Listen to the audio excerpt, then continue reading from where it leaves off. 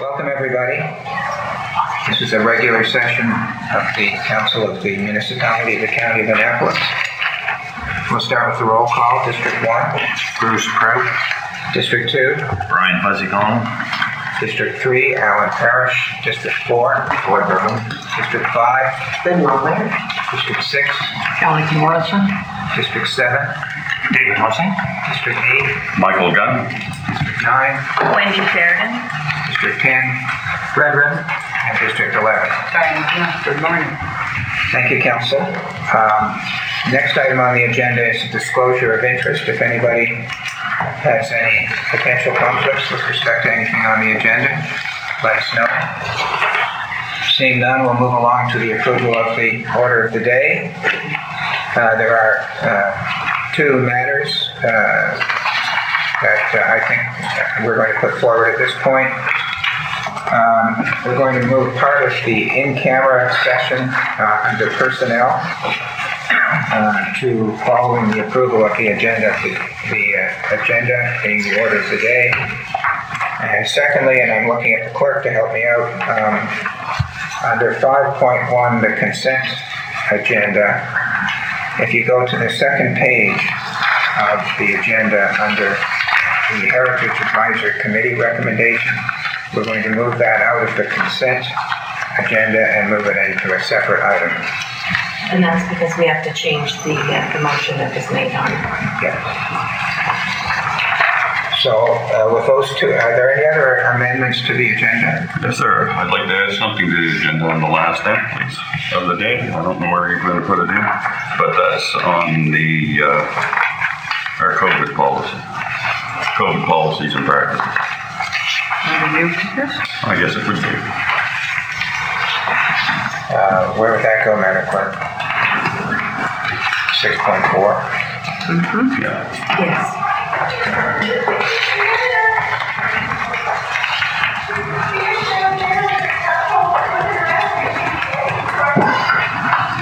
Anything else? If not, I'll look for Councilor Collins. I guess since I wasn't here at committee of the whole, I'm losing the concept of consent agenda. That was passed when we changed the procedure of council policy. We passed the committee of the whole consent on page 6 of 15 of our new policy.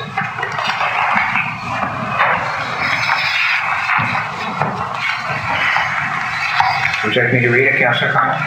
Well, I'd just like to understand what the consent agenda meant. Under our policy, it says all recommendations discussed and debated at committee of the whole will be brought to council under committee of the whole consent. These recommendations are considered to be routine and will be enacted by one motion. Should a councillor wish an alternative action from a proposed recommendation contained therein, the councillor shall request that a particular recommendation be moved to separate, same, from the consent motion to allow for consideration of a new action.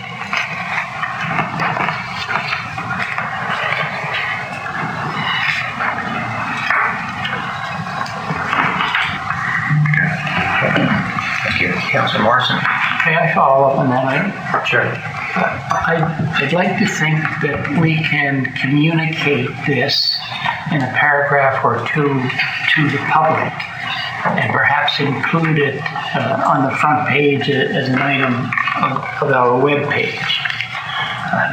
Because folks need to know that they have to have the committee of the whole items with them or in their minds when they watch us at a council meeting. That's a good point. I think the concept is good, but as with everything else, we should explain it to the public in a manner that will be understood. Thank you. Anything else on the order of the day? There's 3 amendments, so I'll call for a motion approving the order with those amendments. And the order moves, seconded by Councilor LeBlanc. Seeing none, I'll call for the vote. All those in favor say yes.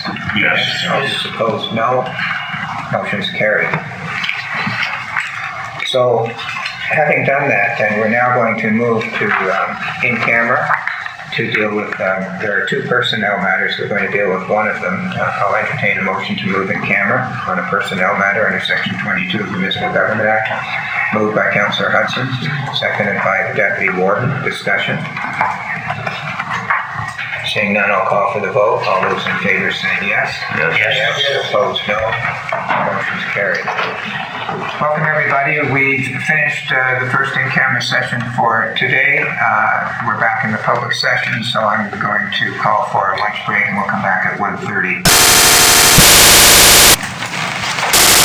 Everybody, we're back to the afternoon session of the council meeting for the municipality of the County of Annapolis. The first item on the agenda is I'm going to entertain a motion to amend the order of the day to put on a selection committee for the CAO to approve that. So moved. By the Deputy Warden. Seconded by Councillor LeBlanc to change the order of the day. Move that item to 6.5 under new business. Any discussion? Seeing none, I'll call for the vote. All those in favor say yes. Yes. Opposed? Motion's carried. So back to where we left off. We're at the approval of the minutes. Section 4.1 and running down from 4.5. Deputy Warden, would you like to? Yes, read sir. those? Would you like me to read all those or just? I think you have to read them, yeah. Okay, approval of municipal council minutes. 4.1, 2022-07-19 regular, that the minutes of the regular session of council held July 19th, 2022 be approved as circulated. 4.2. Is there a seconder for that? Oh, do you want to do them all? I think we have to do them separately. I asked the clerk this morning and she said I needed to do them separately. Councilor Redden seconds. Discussion. Seeing none, I'll call for the vote. All those in favor say yes. Yes. Opposed, no. Motion's carried. 4.2, 2022-07-25 special, that the minutes of the special session of council held July 25th, 2022 be approved as circulated. Second. Councillor Hudson. Discussion. Seeing none, I'll call for the vote. All those in favor say yes. Yes. Opposed, no. Motion's carried. 4.3, 2022-08-26 special, that the minutes of the special session of council held August 26th, 2022 be approved as circulated. Second. Councillor Longmire. Discussion. Seeing none, I'll call for the vote. All those in favor say yes. Yes. Opposed, no. Motion's carried. 4.4, 2022-08-29 special, that the minutes of the special session of council held August 29th, 2022 be approved as circulated. Second. Councillor Longmire seconds. Discussion. Seeing none, I'll call for the vote. All those in favor say yes. Yes. Opposed, no. Motion's carried.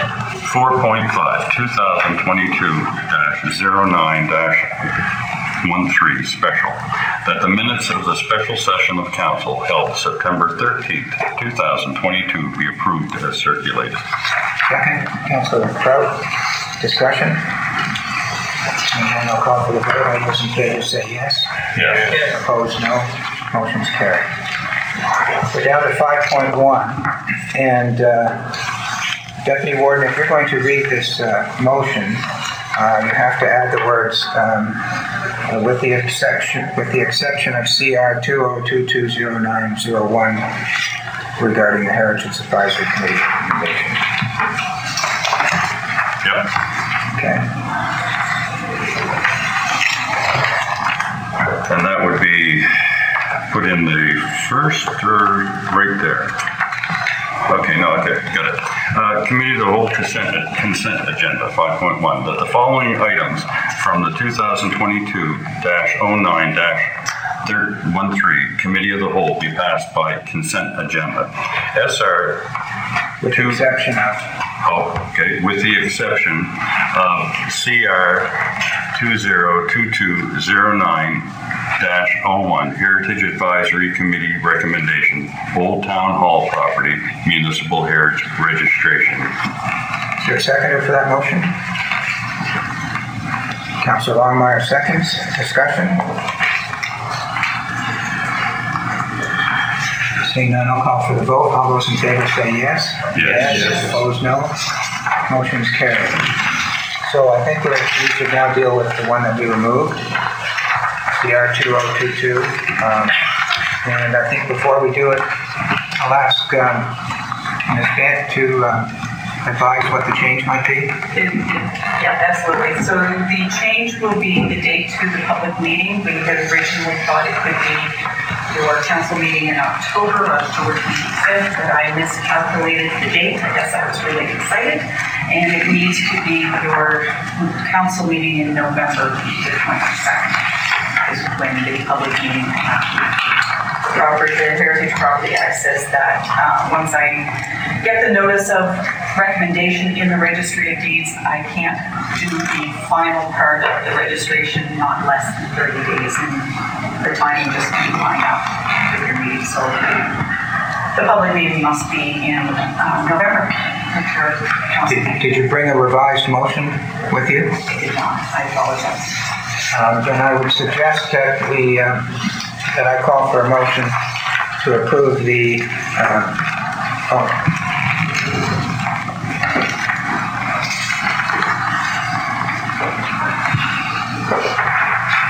Would you like me to read it? I'm just always amazed at our clerk that she has a motion here already for us. I did it myself this morning because I messed up.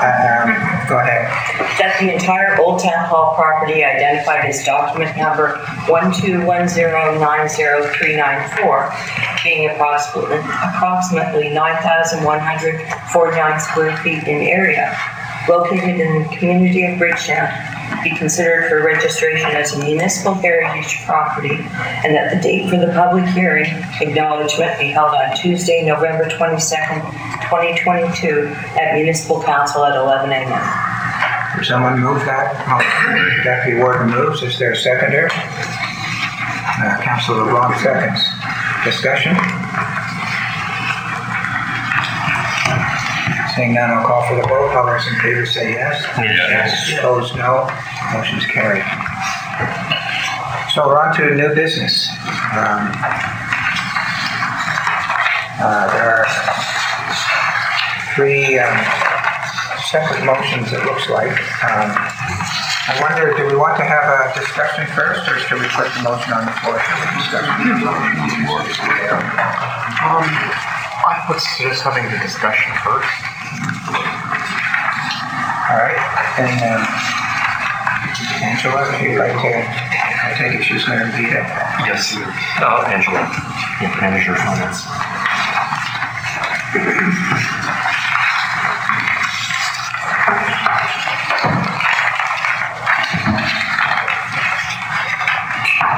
This is okay.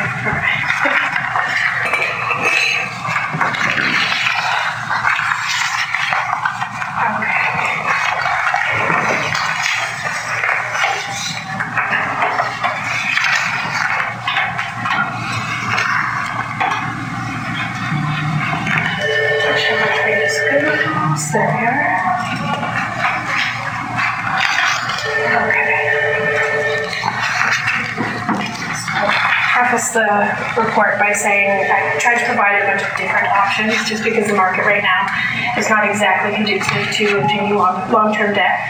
If we did go with Municipal Finance Corporation, we're unable to pay it off early, and we will be locked in at whatever rates would be selected, essentially.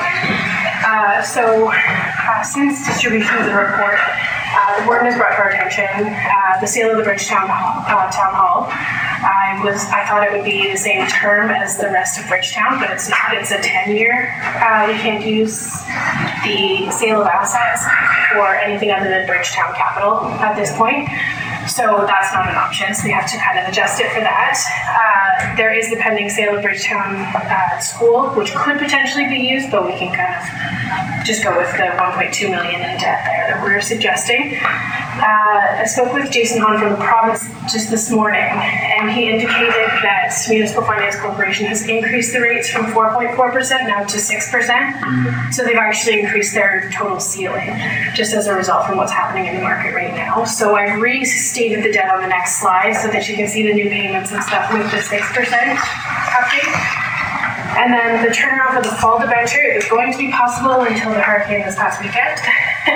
And now we're unable to get it in front of the minister in time for the September 30th deadline with Municipal Finance Corporation. I don't think we're the only municipality in that position, but it's just based on the timing of our council meetings and the deadlines that Municipal Finance Corporation have. So I do have an alternative option for that as well. We are able to do some temporary borrowing in the interim. So if that is the option that council wants to pursue, we can temporarily borrow it from our financial institution. And then for the spring offering, or if we want to wait till next fall, because that's the latter half of the year, the rates might be decreasing, then we can flip it over to a long-term debenture at that time that will kind of suit the county better as well. Just for the benefit of those watching, can you tell us how much money you're looking at financing and what it's for? Yes, so based on the 2022-23 capital budget, we have the administration building renovations in the basement, the Upper Clements Park demolition, and the vehicle replacement program. So based on actual spending to date, we're looking at about $1.243 million for financing. And here's a snapshot of everything updated per the 6%. So you can see the cost of borrowing goes up significantly. So I gave a few options for the administration building in Upper Clements Park. Could technically finance it over 10 years. Cost of borrowing almost doubles at that point. But the vehicle replacement program, the useful lives of the vehicles, we bought used vehicles, it's probably unlikely that we should be financing them over 10 years. We'll probably be looking at full replacement prior to that. And then the temporary borrowing there, that is our current rate with RBC. We have RBC Prime less 0.75%. So right now we're at about 4.7%. And that's just the annual cost of borrowing there, just to give you an idea. We don't have principal repayment that we have to do right away. If we do temporary borrowing, we only are responsible for the interest at the time we pay. That's what, therefore, we can choose to allocate whatever principal repayment we want to during the budget process at that time. Before we go to the discussion, do you have a recommendation to council? Yes. So I did a revised recommendation here that we obtain temporary borrowing resolution in the amount of $1.3 million. So this would be authorized by the province. There's no time constraint on it. So it would kind of come back to us, and then we would turn to RBC and we can temporarily borrow to cover the cost of those projects. I've listed the projects in here, and that staff report back to council in spring 2023. We can adjust this to fall, spring, whichever council prefers, and at that time we can look at going through the Municipal Finance Corporation for an actual long-term debenture. What exactly do you mean by a temporary borrowing resolution? Is that from our bank or is that from Municipal Finance? That is through MMAH, so that goes right to the Minister of Municipal Affairs.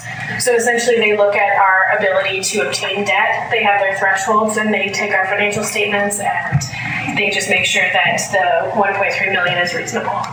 So we fund it from our bank pending. That's right. Okay. Yes, yep, so that borrowing resolution would then go to RBC. And then we can. And it's a floating rate with them, correct? That's right. Yes. Okay, so we've got a recommendation. Do you want, I guess that we should put that on the floor for the discussion? Is that, unless there's something else you want to add? Deputy Warden, that's not in our package, I don't think, is it? No, you'll have to read it from the screen, Deputy Warden. Yes, sir. That municipal council authorized staff to obtain a temporary borrowing resolution in the amount of $1.3 million. That municipal council authorized staff to fund the administration building renovations, Upper Clements Park demolition, and vehicle replacement program, capital projects, via temporary borrowing. That staff report back to council in the spring of 2023 to commence the Municipal Finance Corporation debenture process for long-term financing of the aforementioned project. Is there a seconder for that? Councilor Morrison seconds. Discussion? Councilor Sheridan? So in regards to the borrowing from the Municipal Finance Corporation, you're saying we can't meet the deadline because of the hurricane? That's right, they can get it in front of the minister, so they're dealing with repercussions of the other municipalities and their needs. So would it not be possible to get an extension on that or ask for an extension? No, Municipal Finance Corporation won't do it just because they have a second offering in the spring. Yeah. So this spring, we could do our application to them for the long term. So what you're suggesting is to go to the RBC. The other recommendations are off the table now, like you had suggested borrowing from operating reserves. That's off the table now, that's gone. It's still an option if council chooses to entertain. No, that's what I was going to talk about because I don't think that would be a good solution because we're at low on our index now. Like I wouldn't even support that motion. So I'm trying to wrap my head around this new recommendation is to borrow everything at 4.7 on a line of credit from the RBC. Now, is this a secured line of credit that's existing for the theme park? Is that the line of credit you're referring to? Yes, it's got the same terms. So it's a secured line of credit. That's right. So these things would be allowed to be on the secured line of credit? They would be allowed on there, yes, as long as the minister signs off on the 1.3 million. Okay, because the rates will fluctuate. I just read in the Financial Post yesterday that there's going to be 2 more rate hikes for the Bank of Canada, so that does concern me. But if we can apply in the spring and we're not taking it out of the operational reserves, then I'm just going to think about that and let somebody else speak. Councillor Bardo?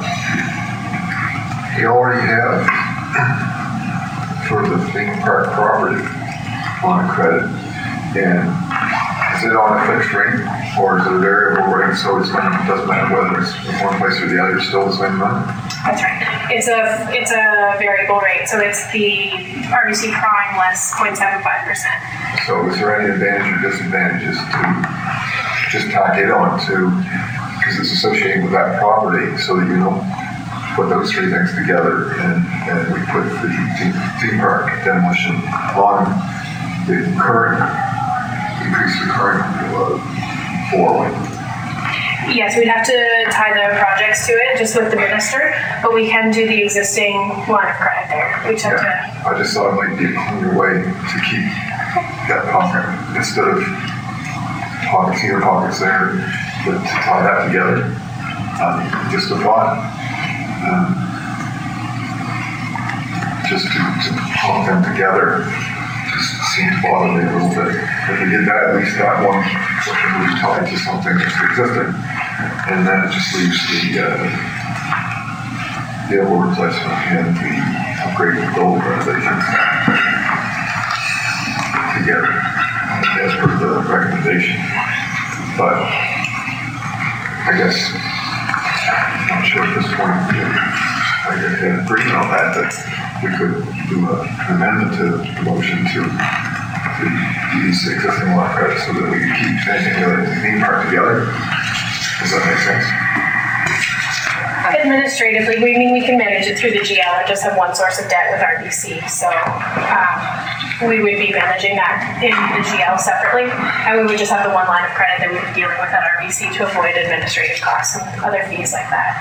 Okay, so you're talking not only doing this, but taking what's already there and using that line of credit for paying all this too as well. It'd just be a further withdrawal of the existing line of credit for these projects. We just have to get authorization from the minister. But it was set up just for the theme park property. Starting with, I'm not sure what the ramifications of the time adding to that. If we have authorization from the minister, then we can do a withdrawal. Yeah. I'm confused. So I'm confused now.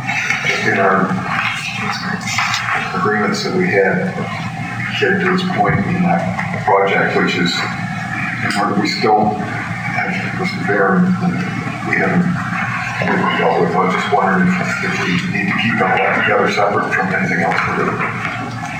And in terms of record keeping, we are in our GL, in our financial system, but we don't need to keep it all separate at the bank. Okay. Yeah. Yeah, so. And then that way we can capitalize on the existing interest rate, the existing terms that were all previously set up a couple So of it's years just a ago. ledger amount kind of thing? That's right. Yeah, okay. Councillor Hudson? Yes, I would like to make a revision to that recommendation, or an addition, I should say, which would be that the proceeds from the sale of the old elementary school in Bridgetown and the municipal building in Lordstown, that those funds be applied to the temporary warnings as those funds are received. Okay. I would think that's particular case with the sale of the building in Lordstown, because the renovations here had to do with moving the staff from Lordstown to Annapolis. Do you think that should be a separate motion? Yeah. That was just a recommendation. But it won't change. If we pass here, if it's an amendment, it won't change this. Okay. Right? Am I right? Tell me if I'm right or wrong. Yeah, no, you're right. So I would entertain it if you want, because we're talking about this after we finish this, if you want to bring the motion. I see it as a separate. Okay. Anybody else? Councillor Connor? I have the same concerns that Councilor Barber had, is that, and I understand the GL account system, because that's what the province dealt with. Because in the end, I don't want to hide portions of what it cost us for projects that failed or even that passes. And more so, we still have constituents that want to know how much that project tax-wise cost the county. And so I definitely was against the motion until the clarity was is that just because it's being paid on that line of credit, the GL account will keep a running total of what charges went to the Upper Clements Park area to decide what we're doing there. So You're nodding your head. For the people at home, can you answer Councillor Connor verbally so that we have you on the record? Yes, that's correct. We will be managing and be able to tell you the total project cost for individual projects. Councillor Redden? Excuse me. What is the date for the closing in the spring of the Municipal Finance Corporation? Because if it's in the spring, like this closing is in the fall, being the 30th, and fall started, I'm thinking we should maybe have it come back to us in the winter, not in the spring. It's a bit of a technical. If it closes on March 30th, and that's only a week into spring, and we should, deal with it before then, maybe? This one takes longer because we had to get the temporary borrowing resolution, but we'll already have that from the province. So flipping it to a debenture won't be the same process. We'll be able to just apply directly to Municipal Finance Corporation. Okay. So we're in a little bit better shape. We won't need ministerial approval then. We'll already have it. Okay.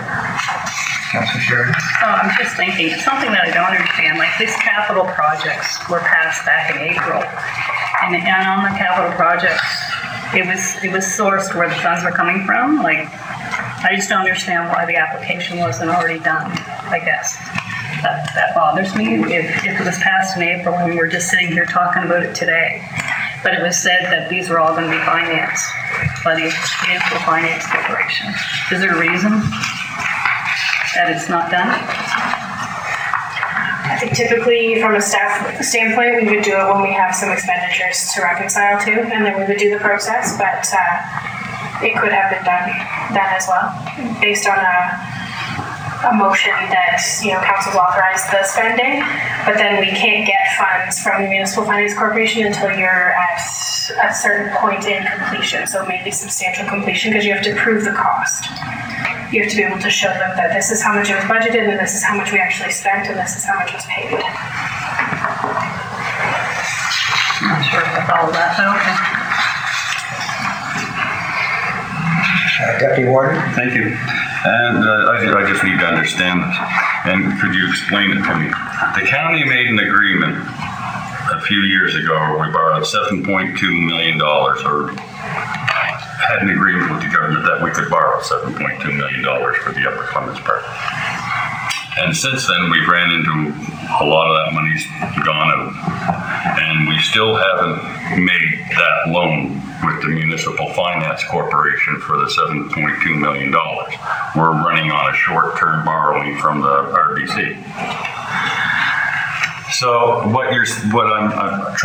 thinking I'm understanding from this is this $1.3 million plus whatever else we've got into the park down there, that $1.3 million, that will be covered under that $7.2 million borrowing arrangement we had with the government. Is that coming off that, and for say we're only going to borrow, I don't know, $5 million or something, or $3 million? So we have a temporary borrowing resolution for $7.2 million. This is separate from that. So we have to apply with which specific projects we have. So this will have to be a separate one. And we have about 1.8 withdrawn of that 7.2 right now. Okay. So that's kind of what we're So seeing. that's with RBC. That's right. So we're paying a higher interest on that. That's Right now. Will at one point in time, perhaps in the spring, that's what I'm getting here, will go to the Municipal Finance Corporation and take the loan from them at 1.3. Is that right? For that, this motion just covered? Yes, we'll do another assessment of the market at that time, yes. But as of right now, Municipal Finance Corporation for the long-term debentures are actually a higher interest rate than what we're paying on our temporary borrowing. Just to highlight that. So they're talking 6% and we're paying right now about 4.7% just because it's RBC Prime less 7.75%. So it will go up. So it kind of just depends on the situation of the market at that time. But we'll definitely look at that. Well, I guess the thing I'm querying here is if we've got a borrowing arrangement from the government of $7.2 million, and we've already obviously borrowed some money of that, although it's financed through RBC, why is the Upper Clements Park demolition not being billed to that? It can be, if 7.2. council chooses to have it in there. I think that was in my original resolution to have it under the existing temporary borrowing authorization and just increase that. We can call it that and call it the same project. Because it is the same project. It's Upper Clements Park we're dealing with. So the only implication, the only difference that would make by adjusting the resolution is our temporary borrowing request to the province would decrease by $578,000.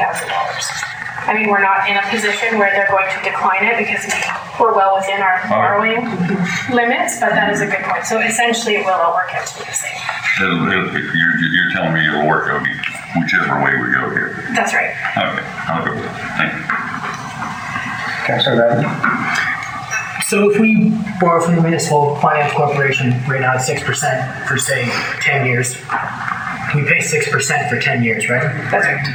So even if we were a little above, but expecting interest rates to go down, we might be better off to go with our. So even if our temporary borrowing was at 7%, if we're expecting interest rates to go down over the next 10 years, we might want to do a temporary borrowing, even if we're paying more interest over 6 months. That's correct, yes, because overall the cost of borrowing will end up being less because we cannot break the 6% if that's what we sign on at. We're at 6% for the next 10 years, and the likelihood of us staying there is pretty low. So they're anticipating a couple more rate hikes, but probably the latter half of next year we'll start seeing some recovery from the Bank of Canada.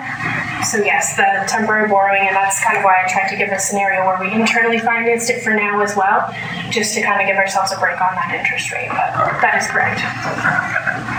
Councilor Parker? Just a question.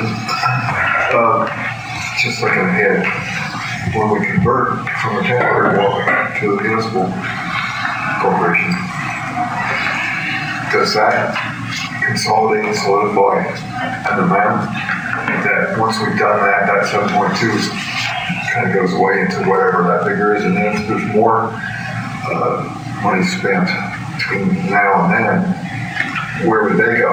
Like, or do we have to keep that 7.2 or 7.1 open until, because I think there's still some gray areas. So if we're looking at Upper Clemens Park by itself, that's the 7.2 million. Yeah. So that one is going to stay open until we close that.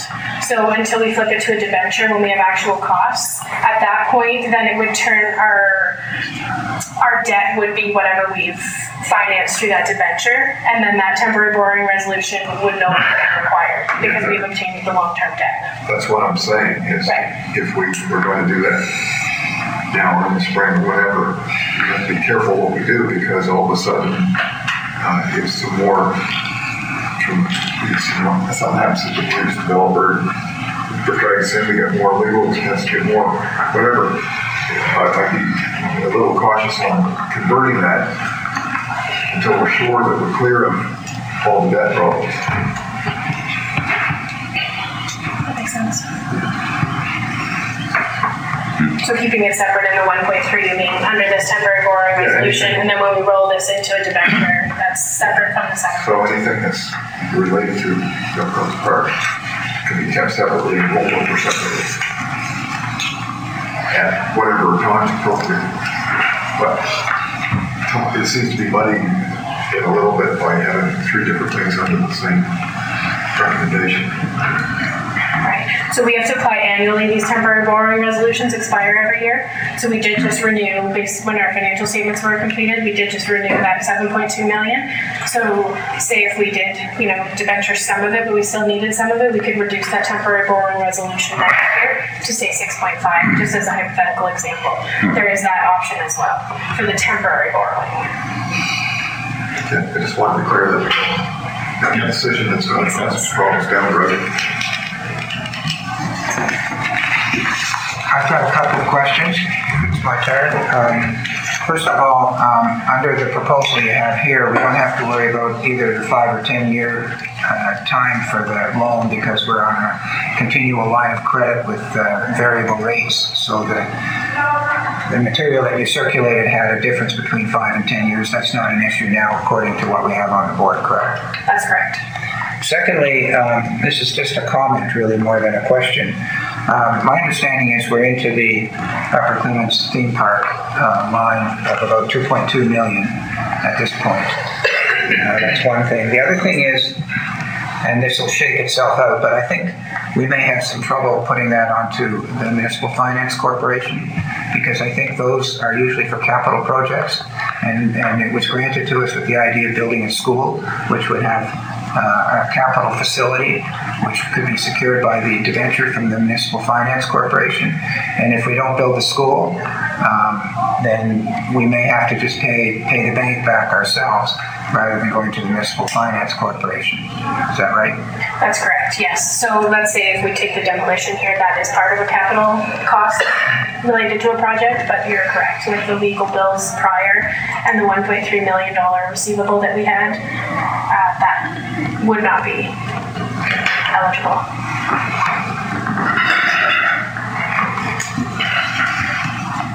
If there are no other questions, then I'll call for a vote on the motion.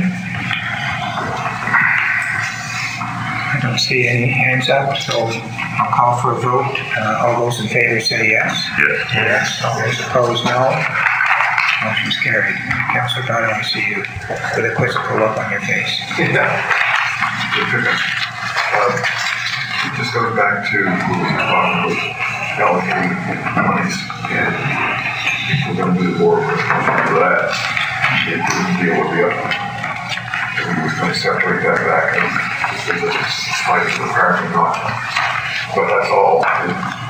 We use the same fund, but we already had the 7.3 in there that they couldn't employ to instead of this, so it's just still a little gray on it. We can sort that out. Where that money is going to. We still apply to the 1.3 separately. He said it was a ledger, but all of a sudden it gets muddy when you don't have it tied directly to. This is one because we had the finance board power. Part of this power, what we're going is totally larger what should be applied to the 7.3 taken from the 172. So, maybe I just not quite hear everything, but I just want to make sure that we do this the right way. That's right. So we're kind of confusing the two between the debt that we're going to actually tangibly acquire from RBC and the internal tracking. So we're internally tracking all of our projects, we're reporting on all of our projects and all of that. So that's something that we manage internally, but RBC doesn't manage that for us. So we're just talking about line of credit. These are the funds that are coming into our operating bank account or our capital bank account to offset the cost of the project. What you're talking about is just making sure that we are still tracking the items related to the Upper Clements Park under that $7.2 million that was authorized by council. Does that help? Yeah, and so there's no difference between the rates for the pre-existing line of credit from a new one that we set up. No, and we won't set up a new line of credit. Okay. Yeah, we'll keep the same line of credit from RBC, and then internally we'll be tracking everything related to the different resolutions that you guys have made. Okay. Thank you. Thank you, Angela. Thank you. The next item on the agenda is the King's Transit. Oh, I'd like to make my motion. oh, sorry. Yes, I'd like to make a motion that the proceeds from the sale of the old elementary school in Bridgetown and the municipal property in Lordstown be applied to our temporary warrant, the 1.3 million temporary warrant, and that those funds be applied to the borrowings as they are received. Is there a seconder for that? Sure. Deputy Warden seconds. The proceeds from the sale of the old elementary school in Bridgetown and the proceeds from the sale of the Lawrencetown municipal building be applied to the temporary borrowing line of credit we have with RBC. As funds are received. As the funds are received. David, did you hear me say that? Yep. That accurately reflects your motion? I'm sorry? That accurately reflects. Yes, it does. Yep. Yes. Thank you. And it was seconded by the Deputy Warden. Discussion? Councilor Sheridan? So I just want to clarify and get this correct. So we have the line of credit, the RBC, and when we sell these two pieces of infrastructure, we're going to put the proceeds to the line of credit to bring down the principal on the line of credit and leave it there as such. Is that what we're talking about? I think so, yes. Yes. Okay. No, that's clear. Thank you. Councilor Bardo? Could we get a ledger right format to say what we're planning to, or we're not just reducing the line of credit, but we're applying it to the renovations to the municipal offices, not to anything that's happened in the park. So if you're tracking amounts, we're not reducing one thing, not the other. Well, there needs to be an amendment, because that's not what it says. Yeah, So we would have to track it as reducing our, we'd like to amend the motion. We just have one line of credit with that. Yeah, but it's still going to be tracked separately, because there's three items. Right, you're right. Four items that line of credit. So it's got to be tracked. So I just want to make sure that we're tracking this, that we're not just reducing the line of credit, which reduces everything that's in that line of credit. We're reducing for the renovations to the municipal building. Right. That's an internal function. Yeah, but that's not what the motion. Yeah, so I think you should make an amendment in addition that, Would be appropriate to do that. I think so, that the money be applied to the GL ledger with respect to the repair, renovations to this municipal building. Any other questions before I make Before he does it, can I make, so in that regard, we're allowed to borrow from the Municipal Finance Corporation for capital projects. But we already have this existing line of credit credit that we can't borrow from the Municipal Finance Corporation because it's not a capital project. So how are we ever going to pay down that loan at the RBC if we put it toward something we can't go to the Municipal Finance Corporation for? That would be my concern. Like, that line of credit has got to get paid down somehow. This is a perfect opportunity to get it paid down. But because capital projects are the only thing they're going to look at. And that renovation would be okay for the MFC to get the borrowing from them. But we're going to have this line of credit that we're going to have forever if we don't have something we can put on it to pay it down. But I didn't say that we would be paying that down. You know what you're saying, that you're going to use it against the renovations, but we can take the renovations to the MFC and get borrowing there. We already moved to putting on the line of credit. The motion was already passed. Yes, but what I'm saying, we have an existing line of credit for 1 point whatever, and we'll never be able to pay down that debt because what you're saying is to take the money and put it in the ledger saying that it's going against the renovations. So then she wouldn't be able to go to the MFC. That's not what I said. That's right. That's No, but that would. Pay off that line of credit, that amount, and we'll apply it to the renovation. I think we should get clarity on that. We're losing kind of Losing control ground here. here, We really shouldn't be back and forth between councillors. You should make a point. And if you don't mind, I'd like to speak to the amendment that's on the floor. I'm going to be voting against it, and I'm going to be voting against the motion. And the reason is that I've asked our interim CAO to provide council with a summary of our finances, where we stand. That includes how much money have we got left over from the sale of the internet, and where is it? And is it $2 million?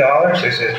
And then there's another bill I just learned about from Hatch for $400,000 that we haven't paid. There's a $177,000 bill to Seaside that we've been discussing. We're talking now about what to do if we sell the school or we sell Lawrencetown. I'm going to vote against the motions because I'm going to wait and get the information about the status of our finances and where we've got money here and what's capital and what isn't, and then make a decision because we haven't sold those buildings yet. I'm going to wait till I get the information, and I'd like to decide what to do with the money when we have that information. So I'll be voting against both the amendment and the motion. Makes sense. Interesting. And throwing a little thing the next time, we back everybody's money is we sell the internet money. Like, maybe that is going to clear up a lot of problems right there. You don't know. We don't even have to finance. Councillor LeBlanc? Okay, so we have a motion to use that money to pay for Put on the line of credit. the line of credit, just for the renovations, which we can't do because, okay. And then the other part is you are asking our CEO to provide us with information of how much money we have and when would we, you just made a comment.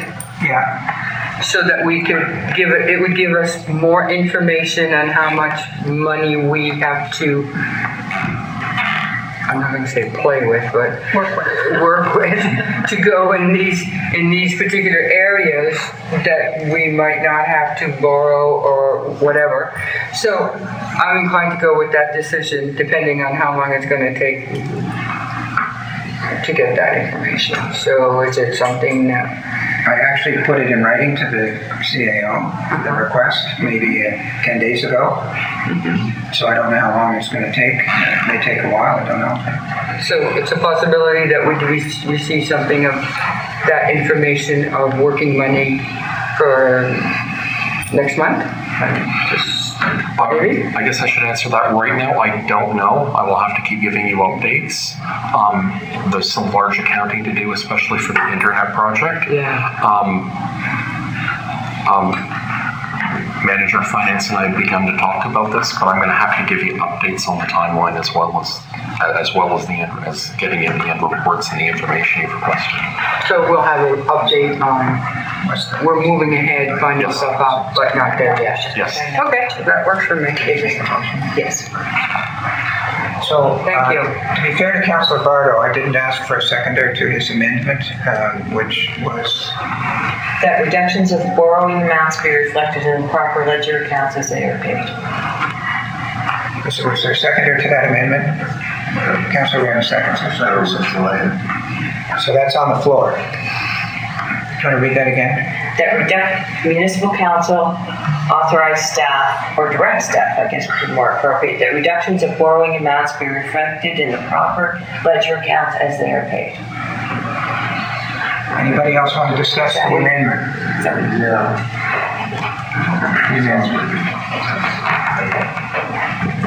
I'm not seeing any hands up.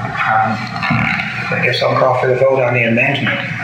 All those in favor of the amendment say yes. Yes. 1, 2, 3.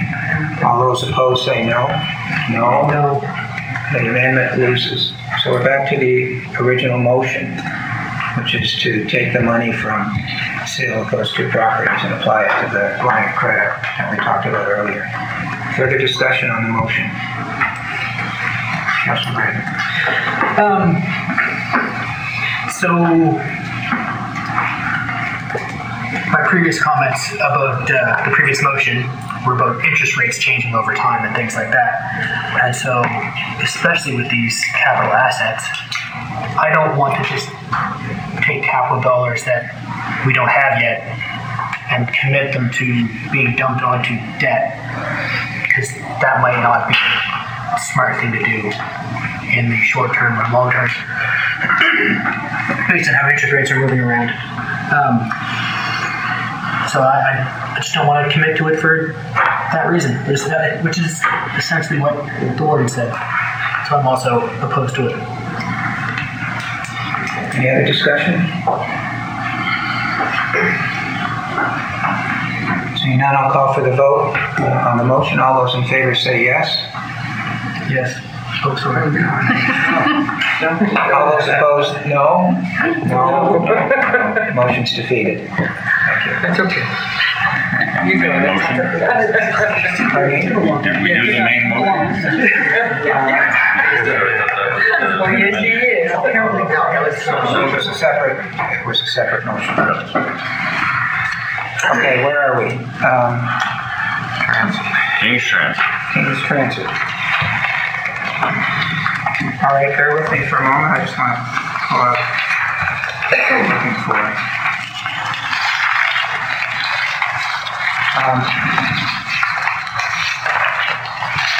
So I'll start this by, as the person who represented the county at the IMSA meeting on last Wednesday. I did circulate to council a summary of what took place, and I'm going to essentially read it here to refresh everybody's memory. And then I don't know if we're going to come out of this with a motion or whether we're just going to have a discussion.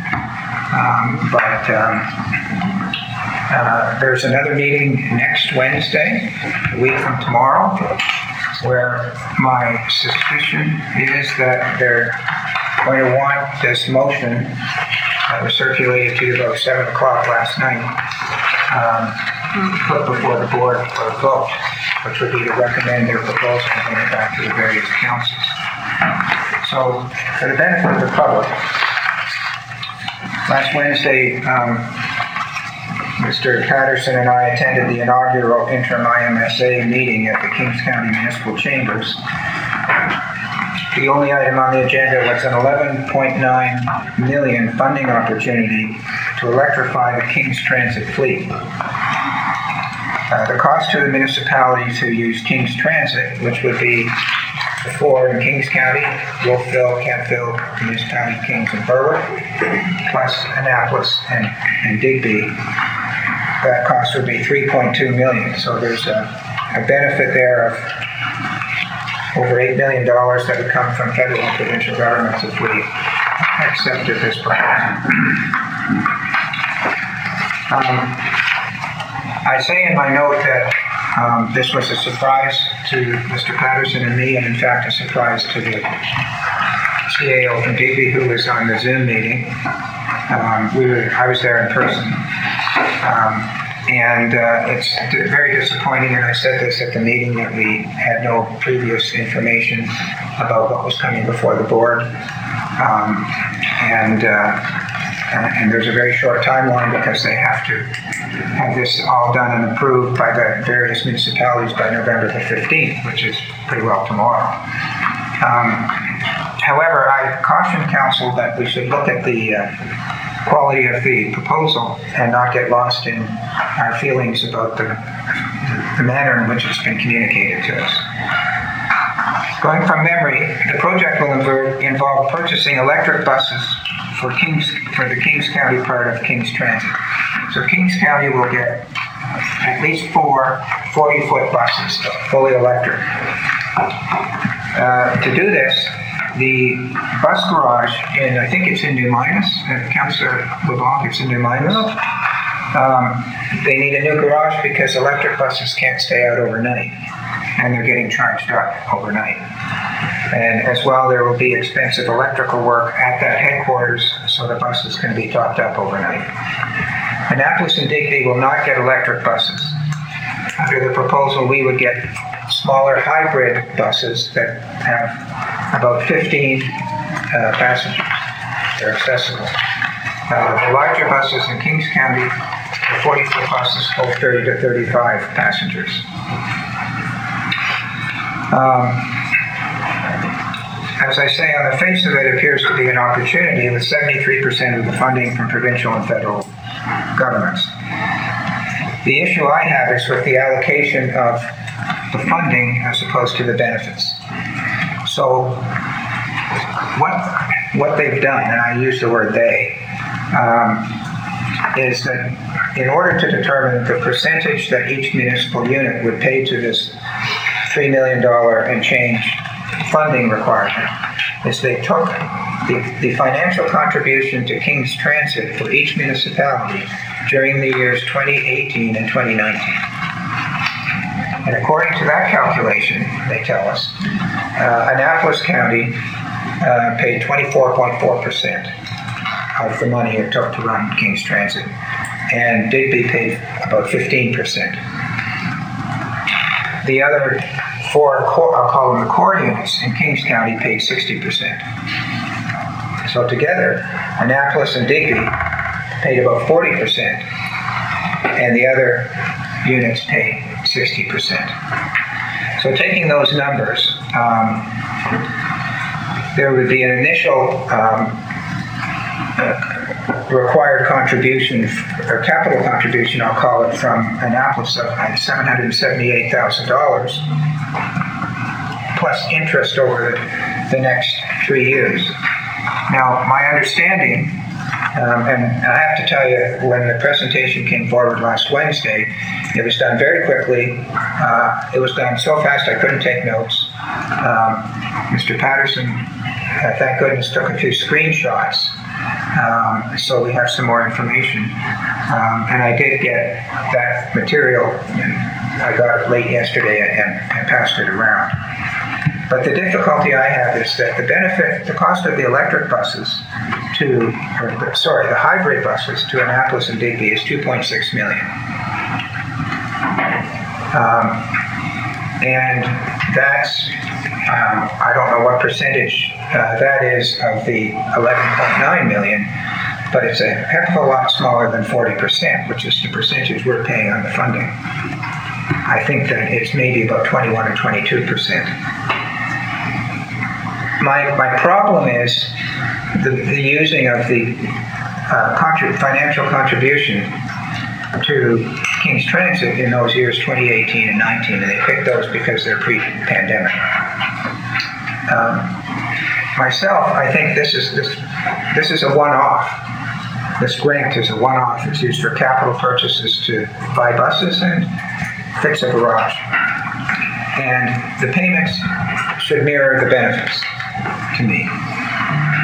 So in my mind, the benefits coming to Digby and Annapolis, if it's 22% of the 11.9 million, then we should be paying 22% of the cost, not 40. I think I have that all correct. So a fellow named Dwight Wynot is the executive director of I'll call it the pilot project. And if I can digress a little bit, to me, the whole purpose of the pilot project was to work out a new governance system for King's Transit such that we might join, and to work out a new governance system for Valley Waste such that we might join, if it was fair to everybody. And at our very first meeting, before we even rolled up our sleeves and tried to figure out what that relationship might be, this has landed on us before we've actually started the process of working out what our relationship is going to be. So, before I finish, there's one other aspect. So I've talked about the funding on the project. We, Annapolis and Digby, might be unhappy that we're not getting fully electric buses. We would rather get electric buses. I was told by Mr. Wynot that they can't get fully electric 15-passenger buses. I looked on the internet just this morning, and it seems like they're out there, but maybe there's a backlog in the inventory. I asked Mr. Wynot on the phone last night, what happens if my council doesn't want to pay the money? The $778,000 plus interest during the 3 years that the project is going ahead, where the garage is being built and the buses are being purchased. And his response was that I guess the core group would go ahead with their electric buses. And I'm not sure about that, because I also was led to believe that it might require a new application without us, because right now we've taken Annapolis and Kings in the current application. But that was his response to my question. The other thing about the project is we may want to have electric buses rather than the hybrids, which are going to be around for a while. And the other thing is they're planning to build the place for the buses in New Minas, where I guess the current headquarters is. And I'm curious as to whether they could build this new bus garage in Greenwood or somewhere around the Kings County border with Annapolis, such that we could all have electric buses, some big, some small. I was also told that if we do electrify the fleet in Annapolis and Digby, we'd have to have big charging stations, and we'd need 4 of them, and they cost $100,000 each, which in the context of this project doesn't seem insurmountable if we wanted to have electric buses. So that's where we are, and I'll say one other thing before we start the debate. I spoke to, as I said last night, Mr. Wynot, and said, look, my council's going to have a ton of questions. Can you come and speak to us before Wednesday? And he said he could come on Friday. Friday's a holiday. It's the Truth and Reconciliation holiday. But are we closed on Friday? We are closed. We can use this facility for the meeting. So I'll just say that as we can go through the discussion, Mr. Wynot's prepared to come to a meeting of this council on Friday to further explain where we are. And I don't know if council wants to do that or not at this point. That's my report, so I'll open the floor. Yes. Councilor Longmire? Yes, thank you. I would certainly entertain asking Mr. Wynot to come and share with us and give us some more, a better idea of background to this, and as why he's saying that we cannot achieve smaller buses that are electrified, and why it hasn't been equally factored in if we are paying what you have suggested.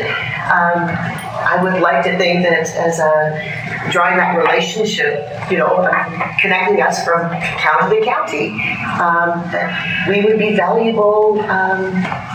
In this discussion. And why go hybrid if in the end we're all going to go electric? Like, why are we? If it's all because the size of the buses down here aren't needed at that 40 foot, we only need a 15-person bus. that's not a good enough reason to discount our relationship moving forward in the future and with the carbon footprint and being more responsible. So I would like to hear more information because after reading all of this and hearing you share this, Warden, there's still a lot of questions that really he needs to answer. If I could respond to one of your comments, and Doug, help me out. One of the reasons why we couldn't get electric buses down here was because the charge only lasts for 700 kilometers. And if you've got charged up in New Mines, by the time you drive it down to Digby and back, you're going more than the time of the charge. And certainly the infrastructure, has to be in place. But again, that's part of that discussion with that relationship. Why are we not, we need to ask that question of him. And if it's, 100,000 per charging station, really, when you think about the grand number, that doesn't seem unreasonable, right? It just doesn't. So, yeah, I'll just leave it there. Councilor Morrison?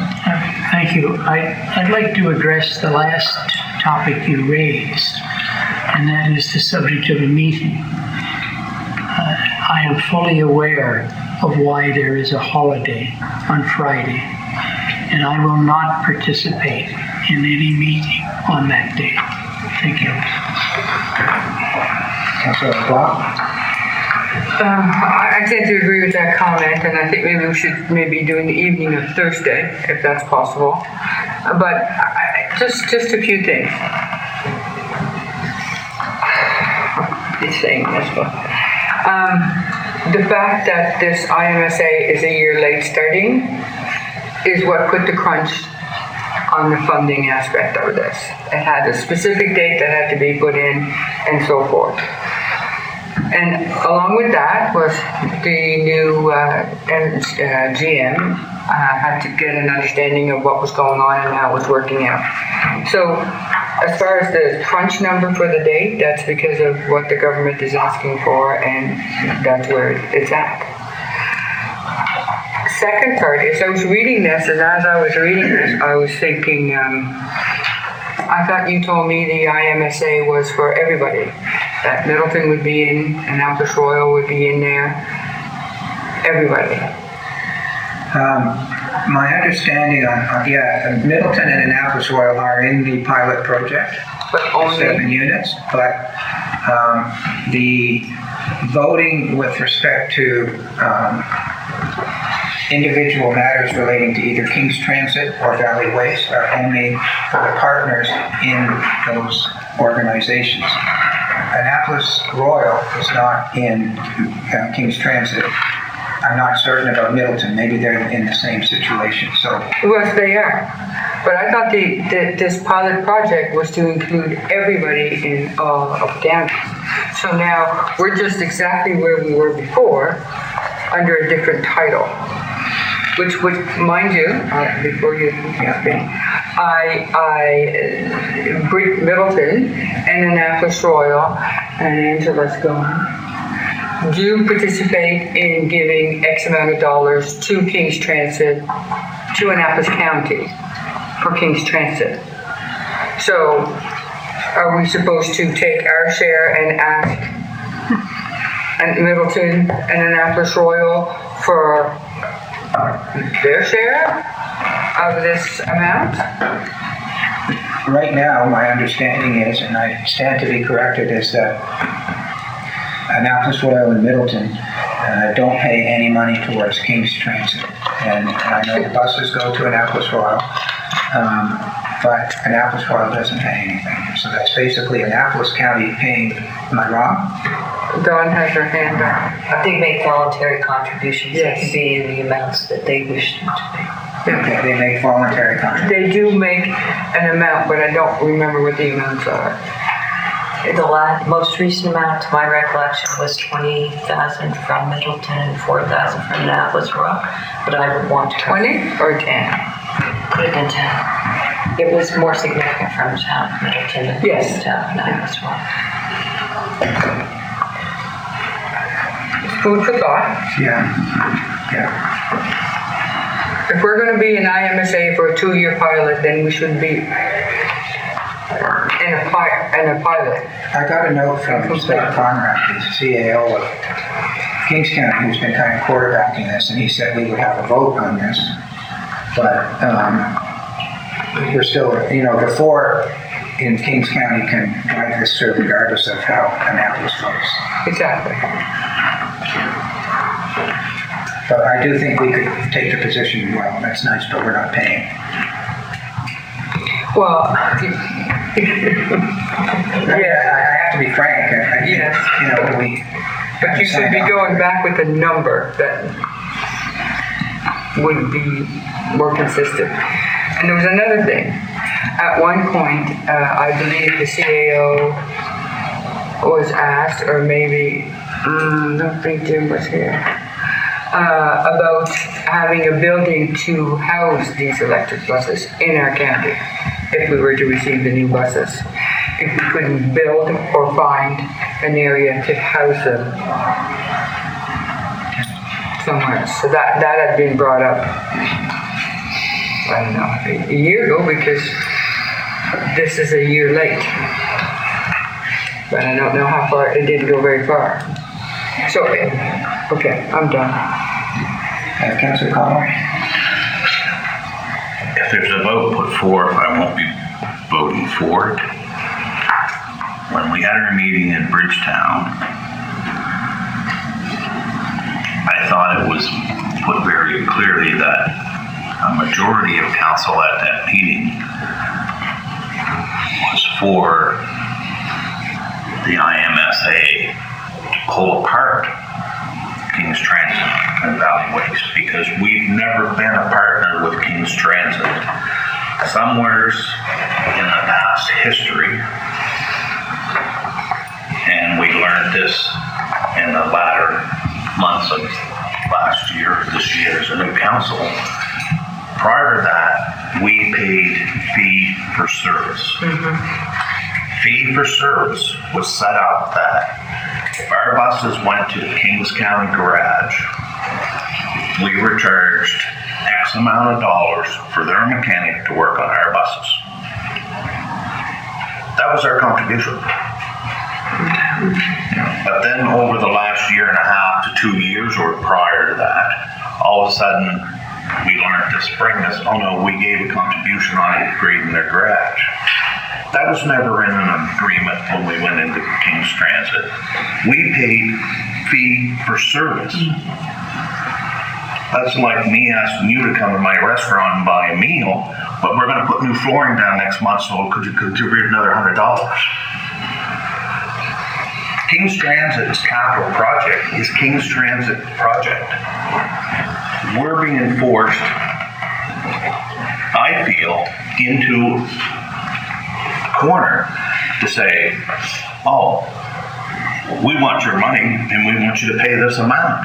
We don't even know we're going to be a partnership with them. This is what this 2-year project was supposed to be set up for, was to discuss, do we even want to be a part to go back into Valley Waste? Because Valley Waste is not the only garbage collector in Nova Scotia. And we don't have a contract right now with Valley Waste 100% on our garbage. EFR picks our garbage up and we pay 2 contractors. Miller's a big player. They could be in the look. We could have an employee at our county. I would think that would be one heck of a job, to be a manager of 2 buses and manage 2 bus routes from Kingston to Digby, Cornwallis. You got 3 or 4 employees, and that's all you have to deal with is managing those 2 buses? If we go beyond the scope of what we went into agreement with, we're backing ourselves into the same corner we got into with Cornwallis, with the park and the schools. All of a sudden, we're dumping taxpayers' money into something that we really don't have no control over. Kings County's holding the big wand. They want our money. They want us to pay the upgrades to the buses. They've never yet tell us, oh, your mechanic rate's going to drop by $50 an hour because now you're paying into the upgrade of the building, which you didn't really have to. there's a reason why I was not for joining King's Transit. They never, ever, the whole time I sat in this council chambers, ever told us which buses we were buying. I was disgusted with the letter I got from them. They want to give us one of their old buses. Who said we wanted? But they're not telling us, we were offering you this. This is what you're going to get.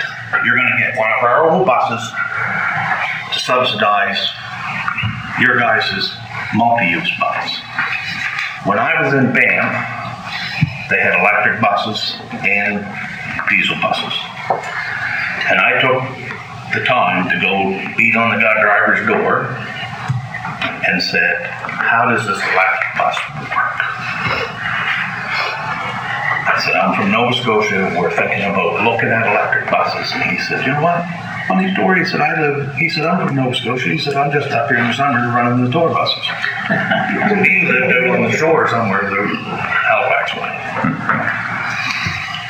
They have a multi-group of buses. Some are straight diesel, some are straight electric, some are the in-between. But he made it very clearly that they were only good for the short distances of running. The letter we got from the new manager of King's Transit is, it's going to take 4 electric buses to replace 2 diesel buses. So we can buy an all-electric bus for Annapolis County, but we're going to have to buy 2 buses to do the run that one bus is doing. Because one bus is going to have to sit being charged up while the other one's running the run. And when they come back, they're going to have to switch buses. Same as people. They're going to have to switch that bus out, run this run, next bus the next run, because they can't keep they can't keep enough charge. Also, it's been known and advertised that during the winter months, all electric vehicles lose up to 40% of their power usage. So when you take in the winter months, all of a sudden, are we going to need 3 electric buses to do the same run? We haven't got that information. That general manager for King's Transit hasn't got that information because he can't give us the information. And he shouldn't be telling us what buses we were buying. It's our taxpayers' money that's buying these buses. They shouldn't be telling us where we're going to house our buses. I read it, said we might have to buy a piece of land. Well, we already went on a tour of the other bus suppliers we have in the county. And I saw a great big building there you could sit 6 of their buses into. So why would we let King Transit tell us that we got to buy a piece of land and put up a building when we got another facility in our county that bus providers needs all the funding they can get? Why wouldn't we be looking over and say, well, okay, can we put our buses out there? Can we do our upgrades for electrical there? You know, within our own county.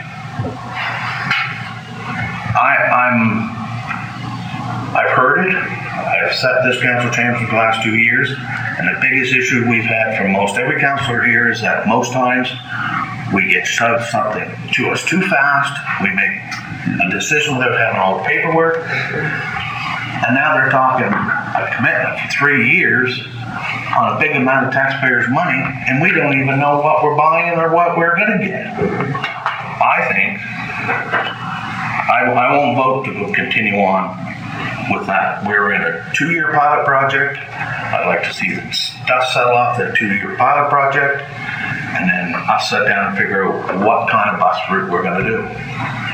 Because like I said, what happens, it's no different than the garbage. In a year's time, if King Transit comes back and says, oh, we realize you contributed $1.3 million or something, but our mechanical costs just went up. We're $150 an hour for your mechanics. We're at their pleasure because we can't back out because we've already dumped all this money into a project. If we say no, you guys do what you want to do. We'll pay for service. Like I said, maybe in 2 years' time, maybe we want one of our own staff to manage our 2 buses.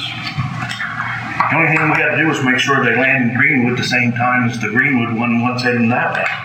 Land in Cornwall at the same time that one's headed that way. But we're losing the fact is that Annapolis County owns our own buses, and we have the right to manage our own buses the way we prefer our taxpayers to be paid for. And it's not mandatory for us to supply buses. Because some councillors said, well, don't we have to have a bus run? We don't have to have a bus run. This is a service that's not told to the county that we have to supply. So if I could respond, I have to go to this meeting on Wednesday, and I take it your position is I should vote against this. I think so. I think we're being pushed into a corner that we aren't even prepared to even get to that point yet. If I could make one other comment, and I see Councillor Prout and Councillor Barthard are Redden here. One of the questions I asked at the meeting is that whoever was giving the presentation said that we're getting 73-cent dollars under this project, and if we don't buy into this one, at the most in the future we might get $50 dollars. And I said, okay, 50-50. So who pays? Who's the other half of the 50? Municipalities pay 50. The other half would be split between the province and the feds. So the point that I'm making is, if we don't get into this one, there'll be other programs in the future, you know, to green the fleet. So I don't think none of us have got the information on how dependable these green fleets are. Like I said, here's a bus driver that drives the bus all summer long for the city of Banff, and he said they use them to go from the town of Banff to the gondola lift, which is probably a 2 kilometer and a half run. And they're not all electric. They've got diesel ones still going too, because they have the problem with the charging system. Is that electric is all brand new, and I don't believe the general manager's comment on they have to be housed indoors. Everyone that buys an electric car now is going to put up a garage. Like, that's bold. That's what he said, right there. I mean, so then you're going to have a heated garage because your battery's booked. So there's up. What are you going to do? We don't have enough information. Councillor Prout, Redden and Bartow. Thank you.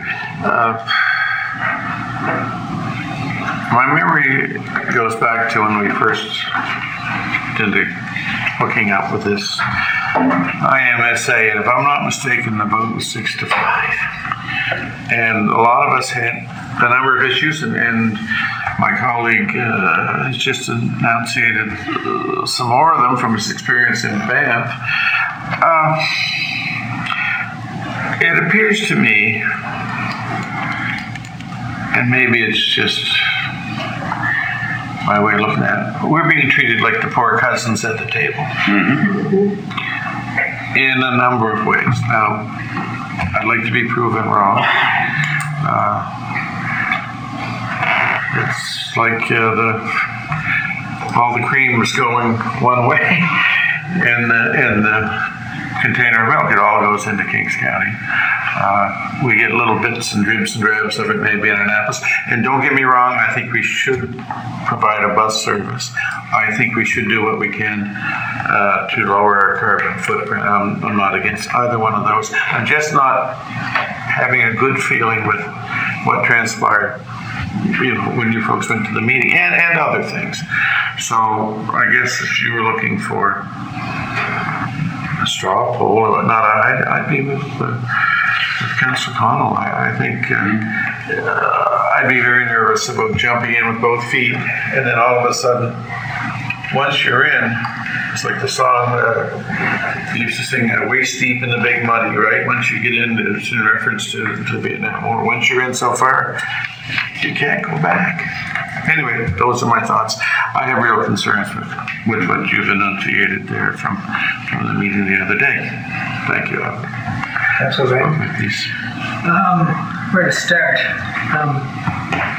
Please don't throw anything when I start talking. So the first one to start off and be like, Councillor Pro's comment about us being treated as a poor cousin, I think is incredibly polite. I think there's two very distinct questions here. There's the interim IMSA, and then there's, is this a good deal on greening our fleet? If my memory serves, and I stand to be corrected here, our replacement cost on 3 buses, which is our current fleet, was about $3 million, about $1 million a bus. Is that kind of it? Maybe anyways. So in that respect, this is a good deal. We're spending less than $3 million to replace our buses with better buses. The numbers the wardens put forward there about us paying twice as much as our benefit is very seriously concerning. One of the things I said to our past CAO about our intermunicipal agreements in general was that maybe we should be taking a look that is a little more holistic to our integrated services, in that we should. Do you look the prisoner's dilemma? You know, it works better if you do the same thing. You get less prison time than if you both rat or you don't. I don't remember exactly how it works. Anyways, it's about group situations, and sometimes a slight increase in your own cost is cheaper for the whole. And so I don't think I can support buying buses this way, even if we didn't get sort of dollar parity to the other units. I don't think I'm willing to pay twice as much as far as my dollar benefit goes compared to the other units of the IMSA. I'm strongly in favor of greening the fleet. I think the idea that we can't make electrics work out to Digby, especially if the cost is a couple of charges, is a lot of short-sightedness in this proposal. Maybe they've done some in-depth study, but I certainly don't know anything about it. I do know that mining companies 15 years ago made entire mine sites electric. We're talking 12-hour shifts. 15 years ago. So I have to put some serious amount of data in front of me for me to believe that you can't make a bus route that is 200 kilometers long electric. Like I said, there's a lot to that. As Councillor Connell pointed out, we don't have any information. I mean, there's quite literally almost no information here. There's nothing about buses or anything. There's a little bit about some money they want us to spend, but really very little on what they want us to spend it on. And then there's the whole question of who gets to own these magical buses. I say magical because they're not even real, or maybe we need twice as many or 3 times as many or whatever here. Just because we own our own buses now, so if we buy these buses, and does King's Transit own them? Do we own them? What happens with all that? Because when I look at our IMSA, it doesn't say anything about capital projects. Great big zeros, nothing. That means there's no dispute resolution in it about how we get our capital assets back. And frankly, the fact that this got brought to your first IMSA meeting on something that is completely unrelated to the IMSA, no. I really agree with Councillor Morrison's comments that I don't want to be here on Friday. There's a reason I'm wearing a more shirt today. Oh, Friday's not. We can. Well, no, I'm just. We're a little more into rant territory than we are on. I'm sticking to my notes, but we're more into rant. There's a reason I'm wearing an orange shirt today. That's probably right.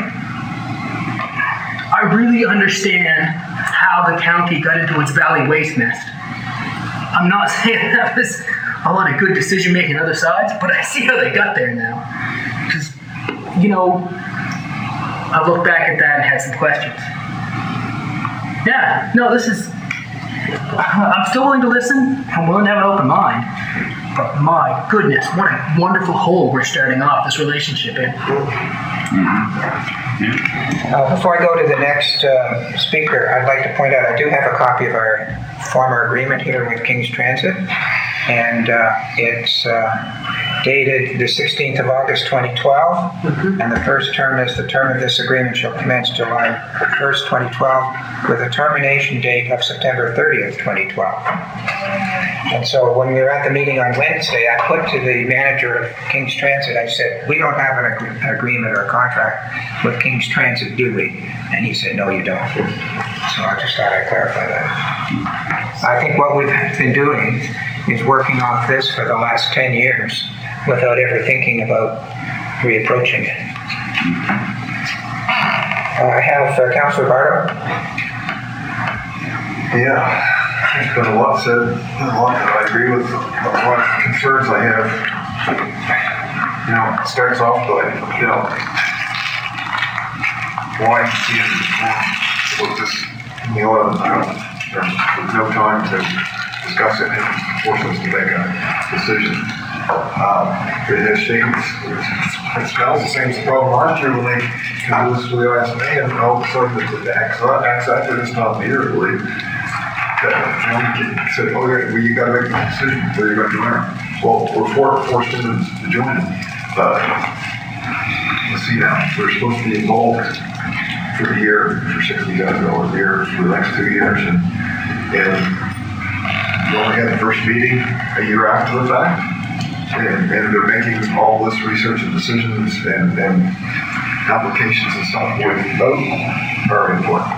It's very, very strange. It seems like, oh yeah, well, they're treating us as a cash cow for their project.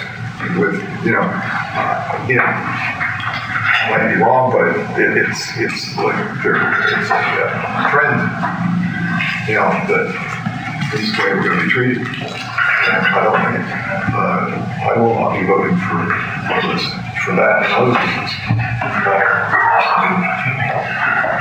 Former vice chancellor will bring down notes.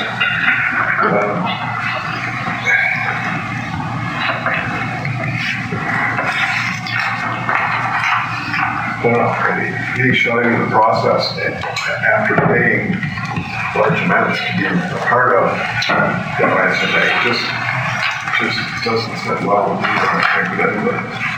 There's so many questions. There's like,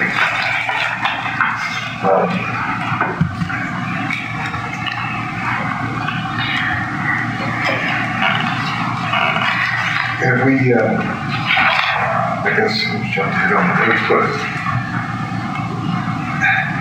does this, it doesn't really explain to me the whole process. So all of a sudden, there's electric buses from Kings County and hybrids are down here, and that's going to be what we're part of. And they require facilities for full electric buses, and it seems like they want us to pay for what they're getting more benefits of it.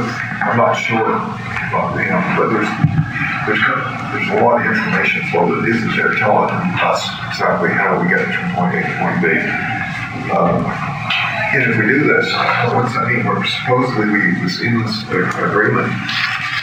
We're not a member of it. We're a user, but we own it black.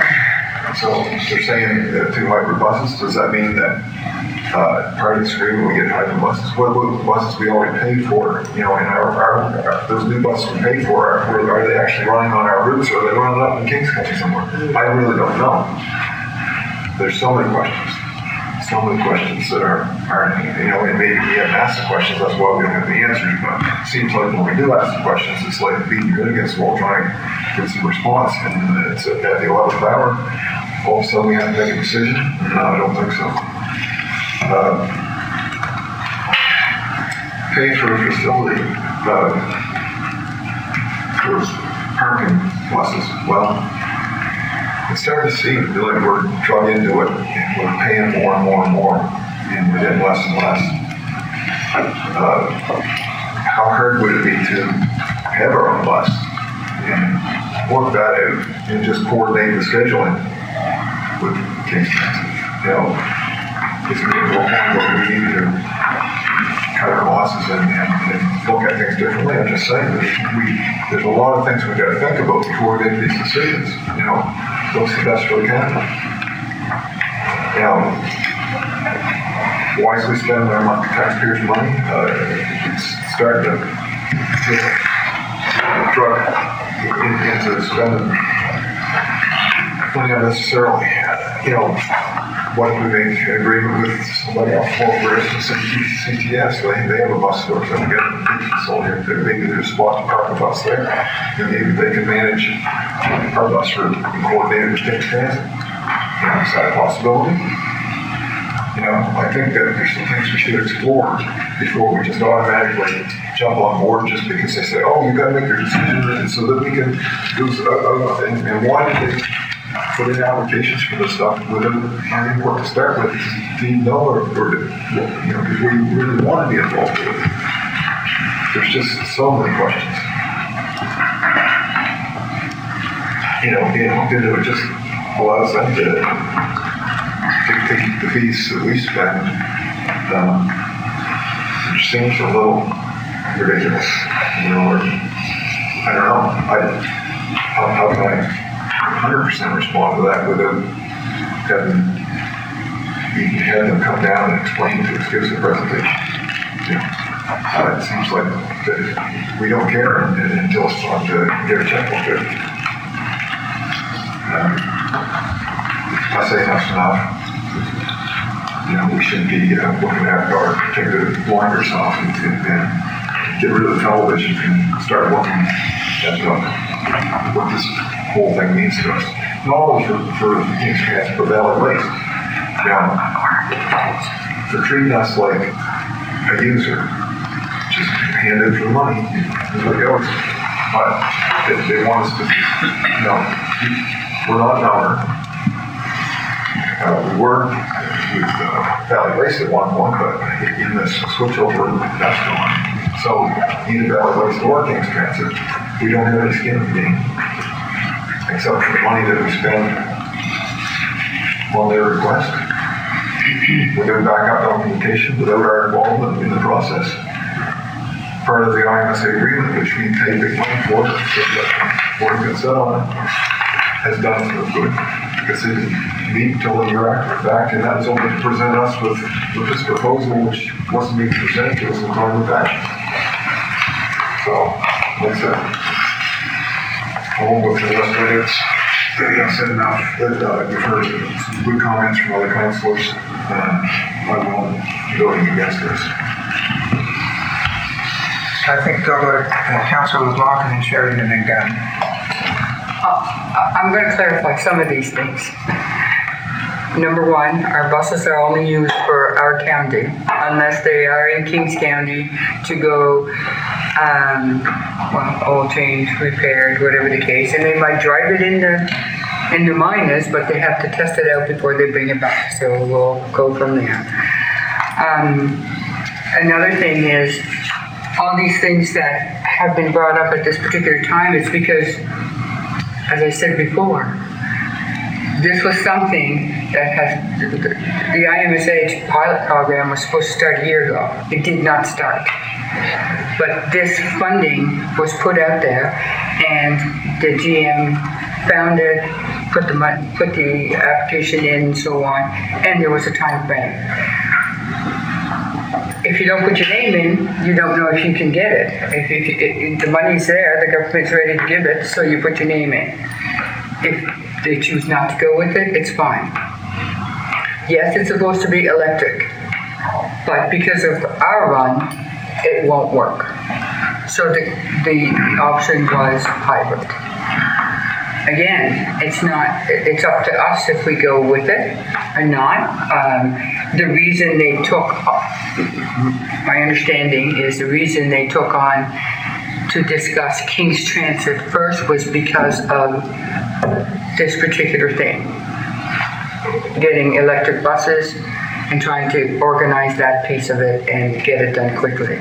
So I think that's why he's introduced this first, because of the time frame for it. and so on. So I don't know if I've clarified any of this. I understand what is being said, but our buses are our buses.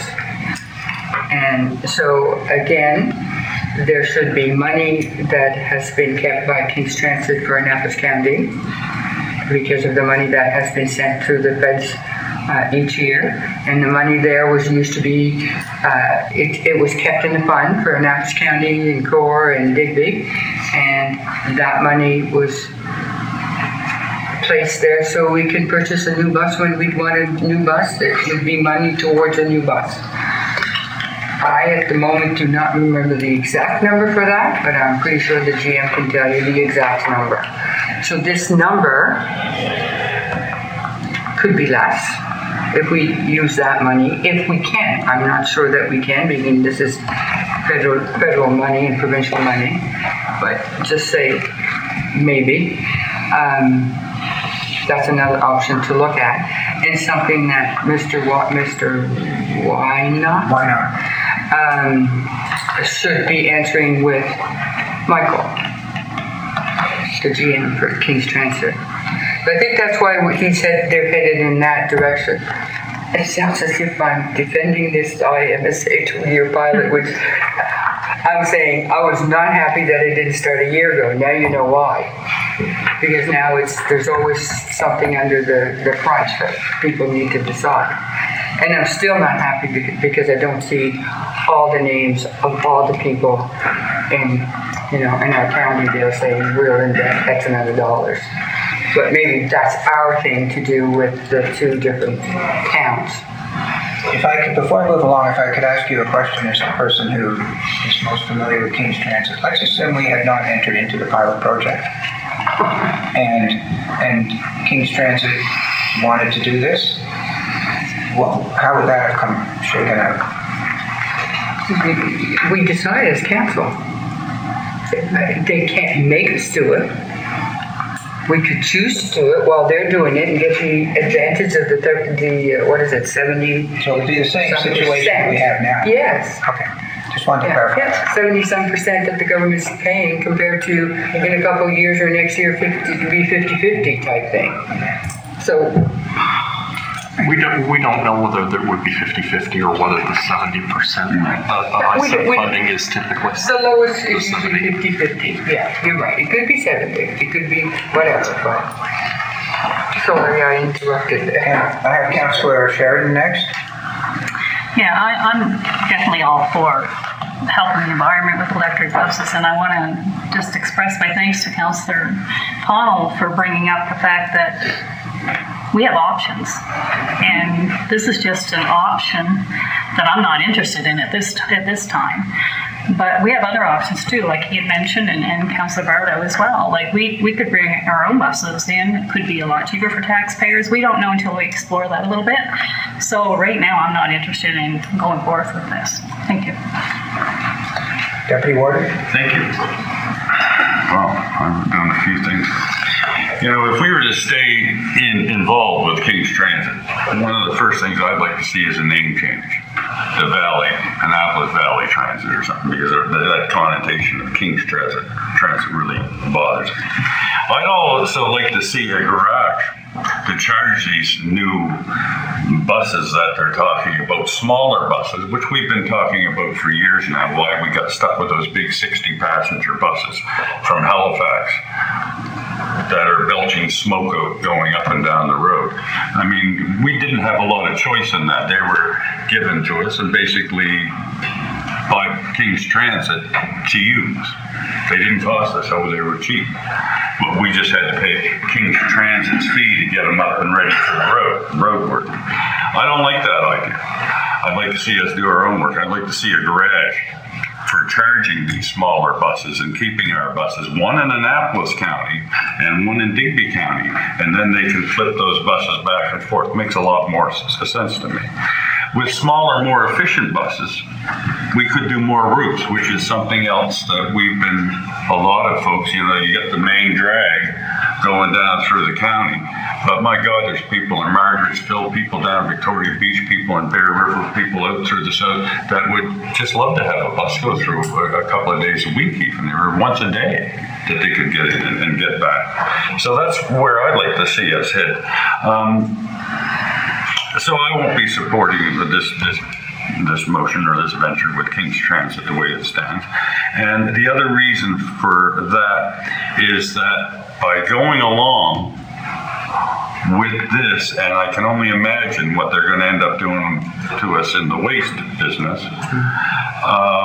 we're going to lose control over our own budgets in the county. We're going to have to base our budget on what other municipalities are setting the cost of the garbage, the cost of our busing, and the rest of it. We're losing control over our budget. And that's the reason I won't be supporting it. Thank you. Councillor Wongler? Yeah, thanks. So back just before, I believe February last year, or in this past year, there were huge initiatives for going green. And so buses all across Canada have been replaced. Big cities, and we know that short distances, right? And they work well, right? And buses connect with other buses. The distance here, yes, is a dilemma, right? But there's huge money out there, huge incentives. And so we leaned on King's Transit. We weren't really contemplating creating our own bus system. So they proactively have gone out in search of moving forward on these initiatives, right? That the federal government and the provincial governments have. And so I know that federally they had said in, I believe, February, I'd have to maybe ask someone, but Canada had 5,000 electric buses. For the first 5,000 purchases, the federal government would give 500,000. So, I mean, that's almost 3/4 of the cost of the purchase of a bus, right? So it only makes sense for Kings to look at this as a viable option. The opportunity's there, the monies are there, and so why not, right? Get on the bandwagon. We're just at the disadvantage because of our geographic distance between site to site, right? But, you know, if we were wanting to look at it for our future, I certainly am not in favor today to vote in favor of moving forward with this. I don't have enough information. I do know the initiatives are out there. There's monies out there. There's buses out there waiting for a bus station and a hookup. Do we need to look at that for the future? Yes, we certainly do. Today, I don't think it's for me, but that doesn't mean that the future won't hold an option for us. And perhaps, like Councillor Connell has said, and I believe Deputy Warden Gunn has said, and many others, you know, what our relationship will be like in the future with any of those businesses is probably going to change, and maybe we can be more efficient even on our own. So we need to explore some of those options and not be so, you know, inclined to just jump on someone else's bandwagon, right? Just because they're the first out of the gate. A lot more information needs to come in. Yes. Well, I was going to raise again before we finish the debate whether we wanted Mr. Wynot to come and speak to us, and I'm kind of thinking now that there may not be much point.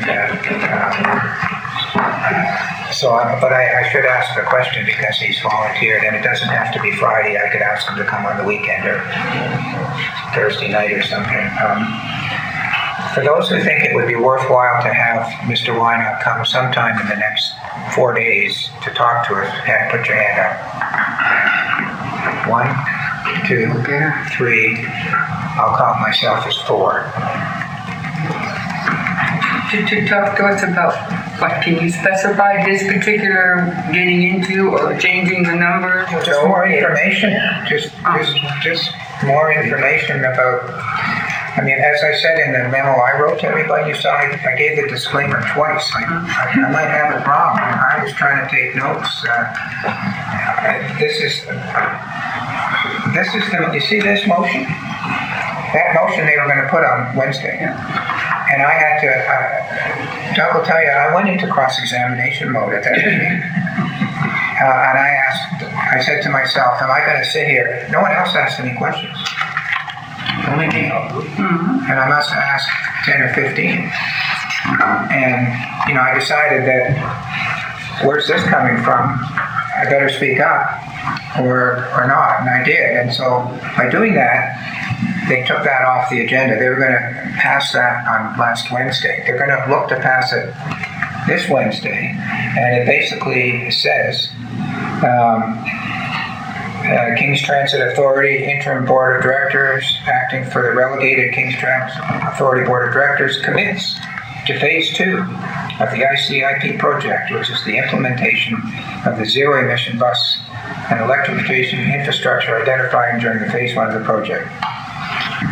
The King's Transit Authority's Board of Directors understand and commit to funding the secondary Phase 2 implementation of electrifying King's Transit under the Investing in Canada Infrastructure Program. This is a total eligible project cost of $11.9 million. The King's Transit Board commits to their 26.7 contribution, $3,190,000 in financing upfront the total project costs. The board commits to any cost associated with land acquisition as required for the project, as these are not eligible costs. So that motion is going to come before this board on Wednesday next. And I'm taking it that because I take my instructions from the council, and it's pretty clear to me that my instructions are to vote against that. But there's more than that. I not only say I'm not voting for it, but we're not paying. That's the more important part. That's right. Because they can pass it, but to me, as I said, this is our agreement with King's Transit. It expired in 2012. So from a legal point of view, they might argue past practice as a contractual basis, but they'd have to go to court to prove it, and I don't think they'd make it myself, but I don't know. So basically I'm taking it that what I'm taking from this discussion is I'm going to vote against it. I'm going to tell them we're not paying. I'm going to say the reason is twofold. One is we really want to electrify our fleet. We want to look at our options. We want to see about having charging stations in Annapolis County. We want to take more time on this. And secondly, the proposal that you've made, there's a vast discrepancy between the money paid and the benefits received. So that's basically where I'm at. Is that an accurate recitation? Very much. I would say. Where we are? Go ahead. So, when you do that and they still pass a resolution, let's just say, because you're one, where does that put us in the realm of the pilot program? This, to me, has zero to do with the pilot program. That's why I asked you the question of what would happen if we weren't in the pilot program and this came down the chute. Your answer was be the same, and I agree. It would be the same. The pilot project is, as Councillor Collins said, to tear apart Valley Waste and tear apart King's Transit and try and put it back together again, somewhere we can hopefully partner and work together. Maybe we can't, but at least give it a shot. This funding project for the buses isn't that. This is something different, and to me, it's not part of the pilot project, other than the interim board is now the board of King's Transit. So being you ahead of your interim board, in the head of your 2-year pilot, which is why not? No, he's the executive director. The chair is Peter Mattar. Well, yes, but yeah, okay. You know who I mean. Yeah. You know who. Would it not be an advantage to have him speak to us and you ask specific questions of breaking it down and so forth? Maybe he'll give you more information. Maybe he'll give us more information. I'm not sure. You were there. There was a lot thrown at you. It's always like that. And everybody else has the answers before you, and that's usually the case. I asked a vote of council or a show of hands. I voted in favor of talking to him, but the majority didn't. But I wanted to know how many or what specific things you were going to go to. And just more information. How much are the Mr. Patterson keeps bringing up, so what's this going to cost us on operating costs? Yeah. I don't know. What happens? There's so many questions I can list in. But before I go any further, I'd like to turn to Mr. Patterson and ask him if he has any comments. He was at the meeting and on Zoom. Well, thank you, Warden, and I think you've listed the one thing that I had observed that hasn't come up yet here today, that we have no idea what the operational costs are going to be after this transformation, and we have no idea what salvage values or things that we're going to see for the existing fleet. They haven't talked about that yet. It's obvious that for the purposes of the grant, they've only done very general research about the product. They won't really know what product they're getting in the way of buses, charges, equipment until they do some kind of an RFP and really get clear bids and clear specifications. So their research seems pretty general right now as well. But I think I've come away with the same impression all of you have, that there are just a huge number of questions and discrepancies between what we apparently get versus what we're paying. Councillor Sheridan? So if we're doing this pilot project, and as Councillor Connell mentioned, we're tearing it apart to see if it's going to work for us. Right. Why would we commit if we don't know what the end result is of the pilot project? Correct. So I don't see the point of, we can bring them in and ask some questions, but I'm still going to be at the same spot I am right now. I'm ready to tear it apart and see where we're going to sit. Yeah, it's all mine. So that's what I say. What's the point? Yeah, that's a good point. Why commit into this system when we don't know the way it's going to end up in a few years? So I think I've got a firm direction from council, but I would, Councillor Bardo, you want to say something? Maybe follow up with it, but I just thought I mentioned how it's going. My impression is pretty clear in the direction that most councillors the council is wanting to go. Without knowing the end result, just going piecemeal, big jumps that all of a sudden the end cost us a lot. That my thought, knowing that, only to be kind to our neighbor, that we should have a discussion with Bigby County to let them know where we're sitting. Oh, I will. Before that vote comes in, so that they're not going to be cut off because we're a gap out of the middle. So I think they won't be fair. Oh, for sure. I thank you for reminding me. I spoke to Jeff Sunderland, who's the CAO of Digby County. I spoke to him yesterday in the presence of Mr. Patterson, and we had a good discussion. He's even more at sea than we are. And then when I got the document in last evening, I sent it to him as well. And he sent to me a note this morning saying thank you for sending it. So I'll call him now, today or tomorrow, and tell him where we are. And then he'll have to figure out where they are. Yeah. Councillor Connell? And my concern is that the IMSA that we ran under prior with some poor guidance from our solicitor at the time, the county lost every inch of assets we had in Valley. And to date, we've never been told what those assets were really worth. Yeah. But I know on what assets we contributed to. We contributed to 2 sorting stations, all the equipment, all the capital projects that needed in the facilities. Plus we built a brand new zero energy office building in the industrial park and paid 23% of it.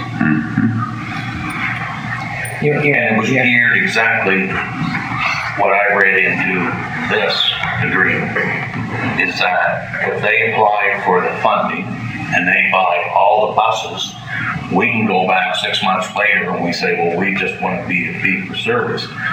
Well, you guys don't have any buses. Because we bought them through this program. That's a good point. I hadn't thought of that. Yeah. And they will win that because they won against Valley Waste.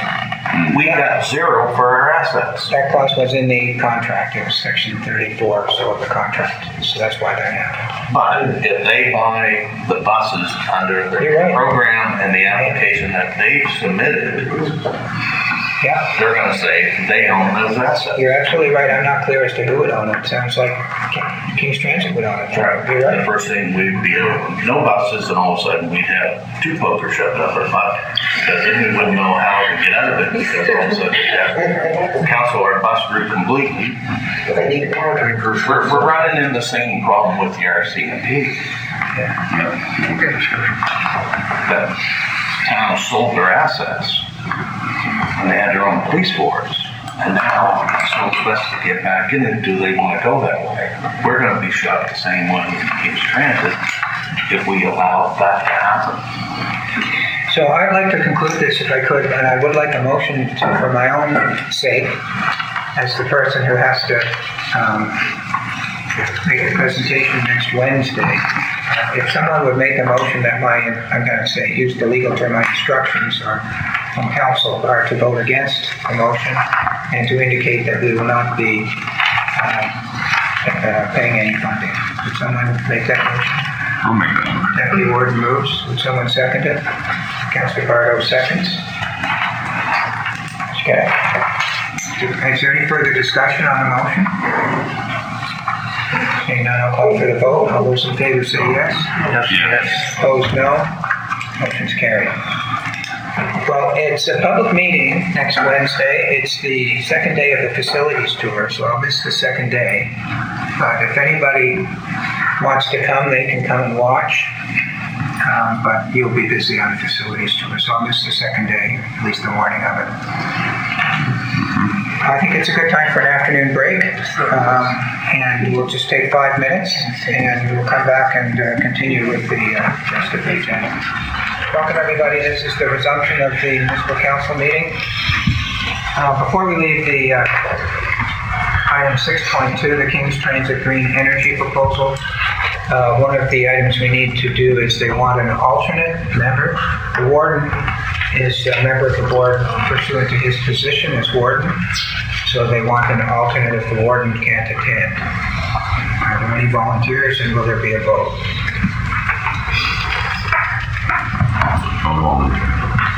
Deputy Warden volunteers? Anybody else? Seeing none, I'll declare I'll advise the board that the Deputy Warden will be the alternate. Okay. And that's for the IMSA. That's for the IMSA board, board. Because the way that worked before is if you were the alternate at Kingston Grant, if you were the alternate at Valley Waste, you didn't have a vote at being the alternate. Oh, no, it's only if the warden can't make a meeting. Yeah, but it didn't matter back then either. Yes, I agree. Or whoever was the appointed person couldn't make it, and the alternate went. The alternate just went like a dummy. No, I think the alternate will have a vote this time. On everything? It didn't work that way, I agree, because I was the alternate on that. That's right, yeah. This is a different board, and my understanding is that the alternate would have a vote. Okay. Let me just make a note there. The next item is the Hillside Drive Water Service update. And yes, Mr. Young? Thank you. So what I wanted to do is give you a brief where we are with this. We're getting ready. I would say detailed designs are being done and getting some new costing. So you've probably been dealing with this project for a while, probably 3-4 years maybe, or longer, I don't know. But the magic number of 73%, yes, is being provided by ICIP funding. And the residents, which originally were just these people, would have to come up with the rest of the money. And so the county was not being responsible for that. Once they got hooked up, though, we would operate and they would start paying their rate like everybody else. Looking at this piece of land here is owned by the Hillside Acres Water Society, which is the current purveyor of water in the area. And if we wanted to look down the road into the future of where we want to service in that area, I think there was a proposal to run a water line through here somewhere and connect up out on the street, which wasn't ours, it was Annapolis Royals. And I said, well, hold it. If we want to continue to develop water system out in Lakeele, we need to put it on the road, give access to everybody as we can further develop. And if we get more money and have money to further develop, we'll continue to push the system down the road. We understand there is salt contamination in Pine by highway salt dump storage, so there may be a request in the future for more. I talked to ICIP about the funding. Right now, they are on the hook for 73%. The total project cost is about $400,000. $395 is what it is at right now. That was based on 2020 dollars. So we all know what happened in Queen Street. So we went to tender based on old numbers. The price went up significantly. I suspect that may happen here, although this is a lot more straightforward. There's not a lot of hidden costs under the road there. The contractor should know what he's getting into when he's digging along that road system. So I'm hoping we get a reasonable price for this. But the end game is I want to get a good cost to be able to meet with the homeowners, because we have to make them aware of what the cost will be to them, and if they still want to proceed with that. Because I've talked to UARB today and asked them about, there was a submission to them about allowing us to proceed, and they did. And they allowed for a 10-year payback period for any monies that we put out there to extend the system and build the system to these 10 residents at that time that would pay. And I said to them, well, 10 years is not very long for a payback on a system that will last 75 years or 100 years. Utility rate structures, usually you work off depreciation of your asset, which means it's probably about 75 to 100 years for pipes. So I said, can we extend this to 20, 25 years? Sure, send us a letter. I'll talk to the people. And that way the residents who get hooked up, you see, they have to pay the capital up front plus our rate.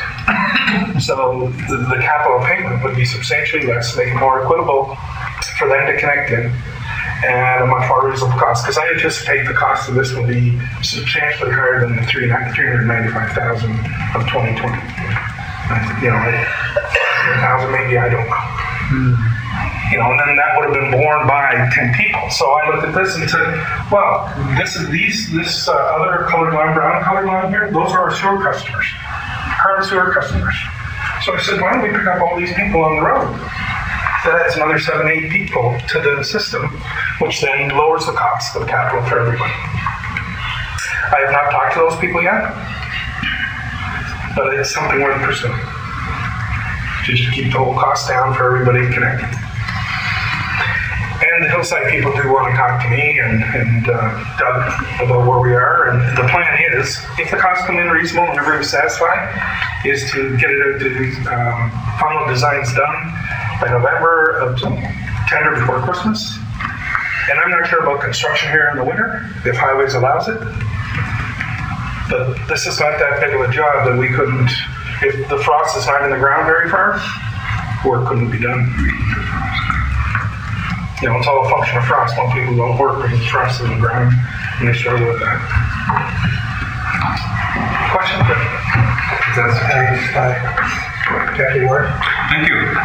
This is wonderful, and you know, people will be very happy up there to see that water service in. As in Bear River, and I would query you now about how do we stand in the one in Bear River? Which council sent a letter saying that was a high priority at Annapolis County Council? We're waiting to hear on ICIP funding for that. We still haven't heard. For that and Mountains and Meadows. Well, yeah, and I've heard that money has been allocated somewhere along the line through some other people. That they saw that money was there because they wanted to shift that money. Oh, that money, we can shift that somewhere else. And they said, no, that's been earmarked for Bear River. So now I really... And I went down and I met with the Bear River Water Authority. They drilled themselves another well. Mm-hmm. A very good production well. we're gonna be running, it's a 2-inch line from the well field though down and have to run that across the bridge and then distribute it, so the water won't go very far through a 2-inch line. We know we're gonna have to put a new heavier line in eventually. Eventually. But that will be when they put a water utility in there. Right. So we're waiting for funding, and I told them that it's the consultants are looking at the detailed design, and we've had a Zoom call meeting with them already, and sent them all our information, so they're proceeding away. Thank you. And this is great. I'm glad to see this come along, and I'm sure those people. Councillor Bartlett? Yeah, getting back to the original 6.3 hillside water, you mentioned how it's going down in the winter months. Does that mean that you could install that line out in the ditch side? Is it going to avoid the paved area? The intention of most of these systems, if you do have a good shoulder, is yes, to avoid asphalt. Go down the shoulder of the road, park ditch, park gravel of the shoulder, and install it there, because the water line you want at least 6-7 feet below the surface of the ground. And if you can run that in along there, the intent especially would be to get this piece in right away, to avoid all the traffic and stuff like that. I would recommend that the consultant tender the drilling of services across the road to the property lines, so that we're not breaking up any asphalt. Because that's common practice. I can't see so it's going to be on the south side of the field. We're going to put it on the opposite side of wherever the sewer is. So the sewer, say if you're looking at that photo, the sewer's on the bottom of the 201, we'll put the water on the other side. So you could be... Like here. We'll move the water like there. It looks like it's down the middle of the road there, but it'd be over on the shoulder. So there is any construction of the pavement that would beyond the steepest on the north side, then you have to go across the road and the hillside drive. And we drill that across too. You drill all in this? Oh yeah. Big diameter. I think we're only talking a 4-inch in there. There's not fire protection. Only talking 4-inch. Is that not allowed for the extension? This line will be a bigger line here. Yeah. Okay. So that will allow for the looping around the bigger and the extension. Councillor Sherry? So, how many additional customers would that create? And is it mandatory for them to hook up, or will they have a fee like they do for sewer in my area? If they don't hook up, they still have a fee. Is that how that's going to work? Well, according to the UARB, you can't force people to hook up. But I'm going on the premise that they're already a good customer of ours where we're taking care of their sewage, that they'll realize the benefit of having a utility take care of their water. They don't have to worry about testing their water, maintenance on their well, and everything like that, that they'll want to hook up. But there's no requirement, and UARB does not force people. That being said, I asked about that because I'm concerned when you put assets in the ground like that, that's why you put a frontage charge in sewer. So you get the recovery of the asset from a property owner, even though they don't want to hook up. You're putting an asset in the ground for them to use. And they might not use it today, but somebody else may use it tomorrow, type of thing. Well, we should be able to recoup some of that money. And they said there is a way to do it like Halifax does, and they do it through bylaw. So we will investigate. I mentioned that to Doug, and we will investigate that option. Because it would increase the property value if they were to reach there. Yeah. Because it's serviced on those. Yeah. So to your point, I think there were 10 original people in there. Is that right, Don, that wanted to connect up? Yeah. When we looked at it yesterday, we looked at probably 6 to 8 additional. Yeah, 6 to 8 additional along here. Okay. So that increases it substantially from the original 10. And you never know, there may be more people. They see the water going in, more people come knocking and want to know how far we're going to go down the road. And there's a vacant lots along there as well? Or is it all... No, I think they're all pretty much further down developed. And in here, I don't think there's any vacant lots in here. No. All right. Thank you. So that's it. Councilor Brown? So how far is that addition you're thinking of? Like in meters? It's about 400 meters. Okay, thank you. Do the property owners as a group have a choice to make whether they want the capital cost amortized over 10 years or 20 or 25? Well, I guess I would I would try to present options to them, and the most economical option. Because in order to do that, we're the ones that would have to hold the note. But we charge them interest, right? Right. So, by my quick math, if it's $400,000 and there's 10 people and they're paying 25%, then they're paying $10,000 each. If it was me, I'd rather pay it over 10 years, not 20. Yes, no, 100%. And that's the way the original agreement was. Yeah. But there may be some people that just as soon have it over 15 years or 20 years, and we can give them that option. Okay. Anything else, Councillor LaPlante? So you mean you're gonna give them a choice to pick 10, 15, 20, or? We'll give them an option. No, we'll give them the option. Like if I have the money, I'd say, here's my $10,000. So I'm done. I'll just pay my rate based on water use and everything else. Okay. Councillor Reagan? Maybe I missed this, but you've got the Hillside Acres Water Utilities Society there? Yep. That water property, and then we're running a water main, sewer main through the middle of it? Obviously, we must have an agreement here. I haven't looked, but we must have an easement through there already. So we would talk to the utility about doing that. My curiosity is, although it looks like it's too small for a building lot now, once it's serviced, it would be a building lot. Well, there's sewer main currently through the middle of it. Oh, okay. With the current sewer main. Right. So that brown is already there. The brown lines are already there. They're already there. We're just adding the water. Great. No question.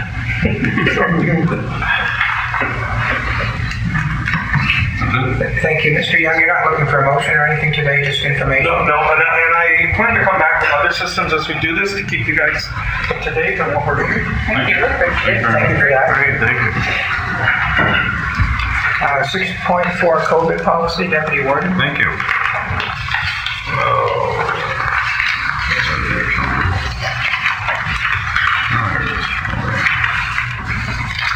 I'm glad to bring this up because we now know that all COVID-related policies and practices would need to be reviewed and wrapped up at some point. As the emergency measures that triggered their creation have been dropped and remaining restrictions are falling by the wayside, it's time to revisit the topic. In a letter written by Don Campbell, our Director of Legislative Services, to all councillors, the then CAO, the clerk, and the head of Human Resources dated March 22nd, 2022, our labor lawyers had advised us that when it is determined by senior governments that precautions are no longer necessary, then requirements under our policy will no longer have effect. I have good news. All levels of government are eliminating COVID-related policies. As of 4 days from now, all federal restrictions related to special pandemic authorizations will expire. That means vaccinated and unvaccinated travelers will be arriving with no border restrictions. There will be no random mandatory testing. There will be no isolation, masking, or distancing. The federal government revoked the state of emergency in February of 2022, and the province of Nova Scotia ended its state of emergency in March 2022. Even the CDC, the Center for Disease Control and Prevention, is now advocating for taking personal responsibility and for everyone to decide for themselves which prevention behaviors to use and when, based on their own risk for severe illness and that of members of their household, their risk tolerance, and setting specific factors. That's as of August 2022. This means it is your own responsibility to take measures to protect yourself. You can choose to vaccinate, mask, socially distance if you like, but it's not required of others around you. On provincial websites, the only occupations where vaccinations are mandatory relate to high-risk settings such as life flight nurses, paramedics, and others specifically mentioned on the restrictions and guidance page. In fact, the province has never expected restrictions to be in place for municipalities and has never mandated for employees or for visiting public at the municipal level. Public were never to be restricted from access to municipal services or public participation based on their vaccination status. We have volunteers who work with county committees, none of whom are required to report on their vaccination status, and none of whom are refused participation based on their vaccination status. And no visiting public or presenters to council are required to report on their vaccination status. I am very happy to flag that it's time to remove all COVID-related practices and policies. We can opt instead to encourage sanitizing and that splash guards remain in place for hygiene purposes. And any employee who feels they need to vaccinate, mask, or isolate themselves may choose to do so. And of course, it is encouraged that all staff and council do not come to municipal offices if they have a cold or viral symptoms. But it is time. We knew the day would come when these policies and procedures would be obsolete. As was advised by our lawyers in March, and my friends, that time is now. As it is suggested by the CDC, you get to choose which preventative behaviors to use based on your own risk tolerance. You do it every time you go shopping, go to community meetings, go to social gatherings, or even visit a neighbor. Now you also get to choose how to protect yourself at work. And I'm going to leave my motion for the committee as a whole in October. Thank you. Thank you, Deputy Warden. Staff will take that as notice of motion for the committee as a whole. It might be helpful, I see something in writing, you might want to pass it to the clerk and she could put it in the package as the background information to support the motion for the committee of the whole. The other thing I'll point out is that we have two policies that may be effective if your motion passes. One is the vaccination policy and the other is the COVID-19 policy. And I have both of these. And so I would think that if staff have time, they may come back with changes that would be required if your motion passes. So all that can happen in the next 2 weeks when it comes back. Thank you. And I'll make sure the clerk gets that. All right, the next item on the agenda is the approval of the members of the selection committee for the new CAO. And if someone would, that councillors Redden, Morrison, Gunn, Longmire, and Bartow sit on that committee. Councillor Redden moves, Councillor Prout seconds. We did have a draw because there were more people that wanted to be on it than could, and those were the five that made the grade. So I think I'll call for the vote then. All those in favor say yes. Yes. Opposed? Motion's carried. I would think that since I'm not on the committee, that at the first meeting of the committee you'll choose a chair. Okay, where are we? First comments, I believe.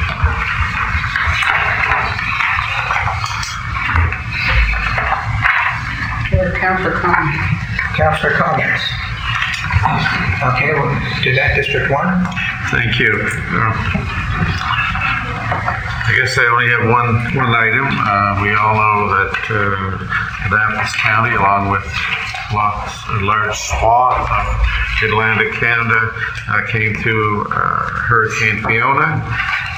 I would like to thank the County Public Works employees, the REMO officers, excuse me, the Nova Scotia Power linemen and dispatchers for the effort they put forward before, during, and after the hurricane passed through and in its aftermath. I think we could all agree that our part of the province, we were very, very fortunate. We watched the news, and we still know there were in excess of, I think I heard this morning, it was somewhere north of 225,000 customers still looking to have power reestablished, and with all the damage and loss of life that the region suffered, we were very fortunate. So I'll leave it at that for today. Thank you. Thank you. District 2? I have a lot to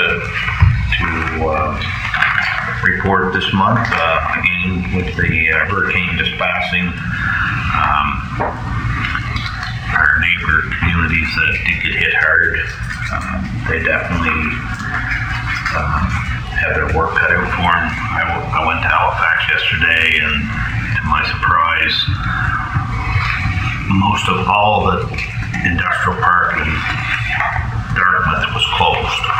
There was nothing open. No stores, no big box stores. Princess Auto, all those were black. Everything was black. When we got on the Halifax side, the wholesale club and a lot of the big outlets there, black, closed. No power. Of course, some of the big ones like Costco, they have their own generator system that was up and running. But the majority of the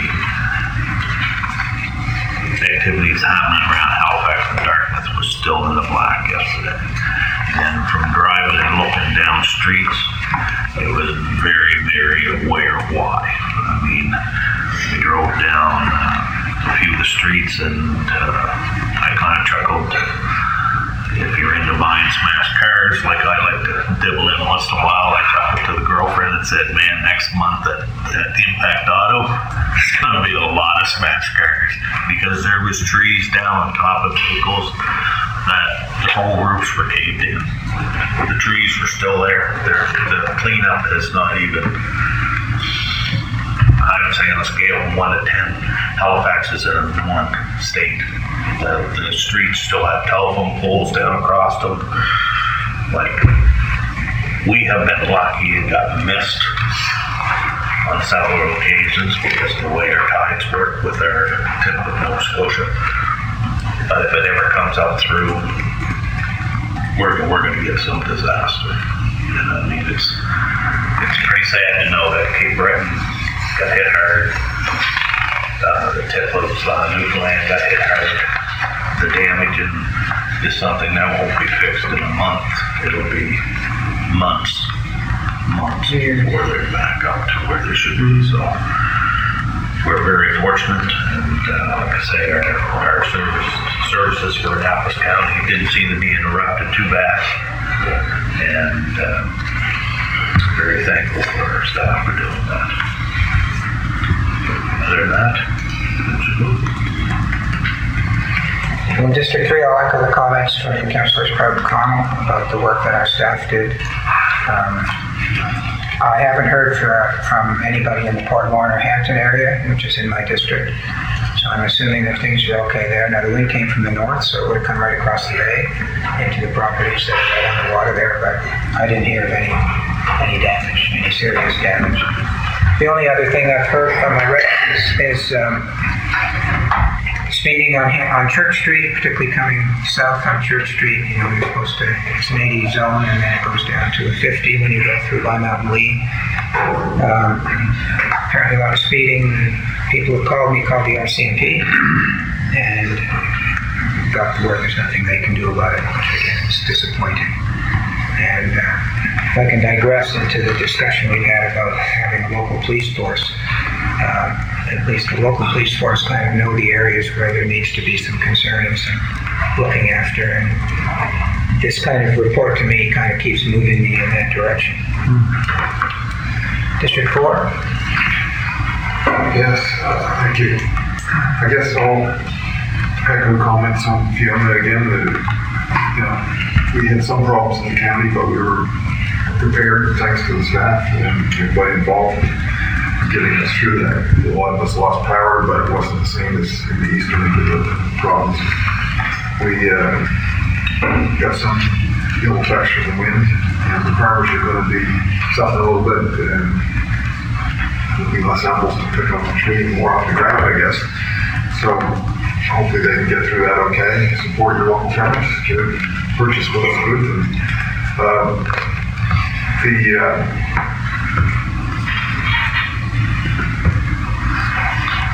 emergency organizations and providers, they're very efficient. I guess my power was set up for total of about 10 or 11 hours. I guess most of it was in the middle of the night. I wasn't going to get up and start the generator. 8:30 it was back on in the morning after it went off at 2. And then in the afternoon it went off for a couple hours. But we just slept and woke up and so good again. So, but we can count our blessings that we didn't get hit here as hard as the rest of the province. And I feel very sorry for the ones in the eastern of the province and in Newfoundland who lost people. There was 2 or 3 deaths. And the houses washed out to sea. It's not a good thing. The only time I can remember something comparable was back in 76 with the Groundhog Day storm that we got hit hard here. Down Westport, Fire Island, half of that town was wiped out. Similar to what happened on this storm with Fiona. And, my heart goes out to those people affected. Thank you. Thank you. District 5. Well, summer's over and Fiona came in like a lion, which was rather scary. Certainly the preparedness that most had done paid off. We were lucky, fortunate. We certainly didn't see the devastation and the loss that other provinces and Cape Breton and PEI, Newfoundland have felt. So I feel fortunate. I feel as one of the fortunate people. I would like to commend Brian Ord and his website, the Facebook presence with Annapolis Remo. It certainly gives you almost moment-to-moment information on how to keep preparing and not to let down your guard. The importance of checking in on others around you, making that connection in your communities. It's so important. Some of us don't have good internet, and landlines when they're down, telephone poles down, it makes it a serious disadvantage and can become very unsafe, as you saw, I'm sure, in many photos. Transformers blowing and flames flying and different things like that in the city, right? So I'll leave it there, but I just want to commend all of the personnel, all the departments, all the different organizations that come together to put all of those things back into place for us, and they're still working very hard. Today there was a meeting at the Annapolis Fire Hall, 10 o'clock this morning. One is happening right now, 3:30. This is late. I had hoped that I would have councillor comment early this morning just to make sure people had RSVP and were aware of that health meeting and the information that was going to be shared on the new health model for Annapolis Community Health Center, which does affect many county citizens. They are hosting another meeting at 5 o'clock that was not advertised, so we do hope to hear much on that hopefully sooner than later. Frustration around garbage, big garbage day. The lack of, as best practice would be, informed earlier than rather later. It's unfortunate. There were certainly piles of garbage put out with large pieces of furniture and whatnot. Fiona happened. There's a lesson learned. We could have had, if we'd been in a different situation with the weather, we were fortunate. Some of that would have been airborne and could have caused great grief for your next door neighbor, or could have been a hazard in the middle of the road that you might not have been able to see. So we want to prevent that. So I'd like that to be a large message moving forward, that we have better notice. And although I know we all suffer through this human resource issue and don't have a lot of workers or can't secure enough workers to do the work, we need to be more proactive in becoming better informed. So asking questions earlier. Jim Young has been wonderful. I went through him to share some of my concerns, and so I do feel good. School is in, and the buses are on our roads, and I am getting a number of complaints of vehicles running through stop signs, not slowing down. I witnessed the other day in Upper Granville a car coming through a bus as the bus had its lights on, and we are told to slow and stop for safety. The bus driver just shook his head. Couldn't believe it. I shook my head. We've come through COVID, and buses were on and off. School was in and then out, and people were learning from home. We need to be really mindful now. School are in. COVID situation is settling down. We hope these kids can stay in school, but we want to continue to keep them safe on the sides of our roads, being picked up and whatnot.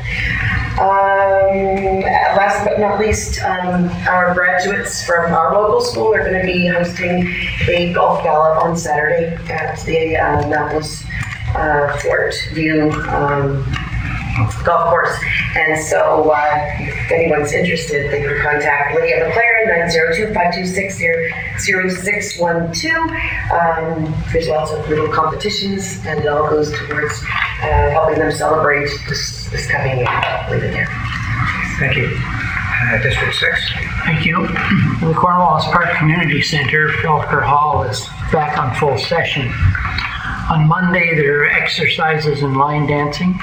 Tuesday, yoga classes, and the library is open. Wednesday, exercises and yoga. Thursday, tops weigh-in and meeting, and then line dancing and cribbage. And Friday are exercises. On Sunday, there are darts. When you're keeping track, as I know you are, don't think I forgot Saturday. Here it is, the regular monthly breakfast, the second Saturday of the month at 8 o'clock. The next one is October the 8th. The Christmas breakfast, it's coming, is December 10th, and the Christmas party and gift exchange is December 17th at 7 p.m. Annapolis County Regional Emergency Measures Organization now has a Facebook page. It's on Twitter and also available via e-news. And the local Good Neighbors Club is also back and running. I'd now like to recognize, on behalf of the wider community, some good works of citizens. And I want to extend my best wishes to some folks who have served on the Cornwallis Park and area community organizations to the highest standards and expectations. Karen Smith, longtime member of Cornwallis Park Association Board of Directors, served as secretary and treasurer and was electronic poster maker in chief. She also was a member of the Cornwallis Community Gardens Association, had her own garden bed, helped others, and carried out various maintenance tasks. Paul Smith, Karen's husband, head maintenance person for the community gardens for the Community Association and problem solver supremo. Rebecca Stevens, chair of the CPCA Board of Directors, stimulated discussions, chaired a great meeting, and instituted new programs. Garth Stevens, Rebecca's husband, member of the board, head work honcho for the Community Gardens Outdoor Christmas Gathering, helped with garden maintenance, reinstituted the Cornwallis Community Association newsletter, and ensured distribution. Rob Conway, also a member of the CPCA board, assisted with maintenance and contributed many useful suggestions in various areas. They have all moved to new municipalities, and I know it won't be long before they're stalwart contributors to community life in those locations. Thank you. Thank you. District 7. Thank you very much. I'd just like to echo the comments made by my colleagues regarding the storm. It was a devastating storm. I guess it caused a lot of damage, a lot of stress and worry from a lot of people throughout the whole Maritimes, I guess. And I guess I just hope that we don't have a storm like that again. That might be a little wishful thinking, but we can only hope. Other than that, just like the warden, I want to mention that I have received numerous calls from citizens in Bridgetown regarding speeding. The warden mentioned Church Street.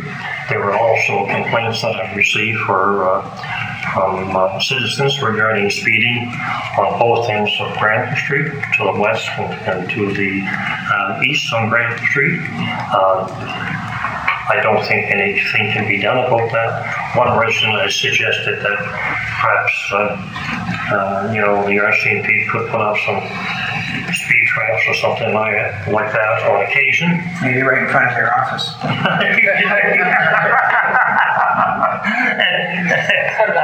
But anyway, that has been some complaints that I have been receiving. I would also just maybe to bring the council up to date on Queen Street.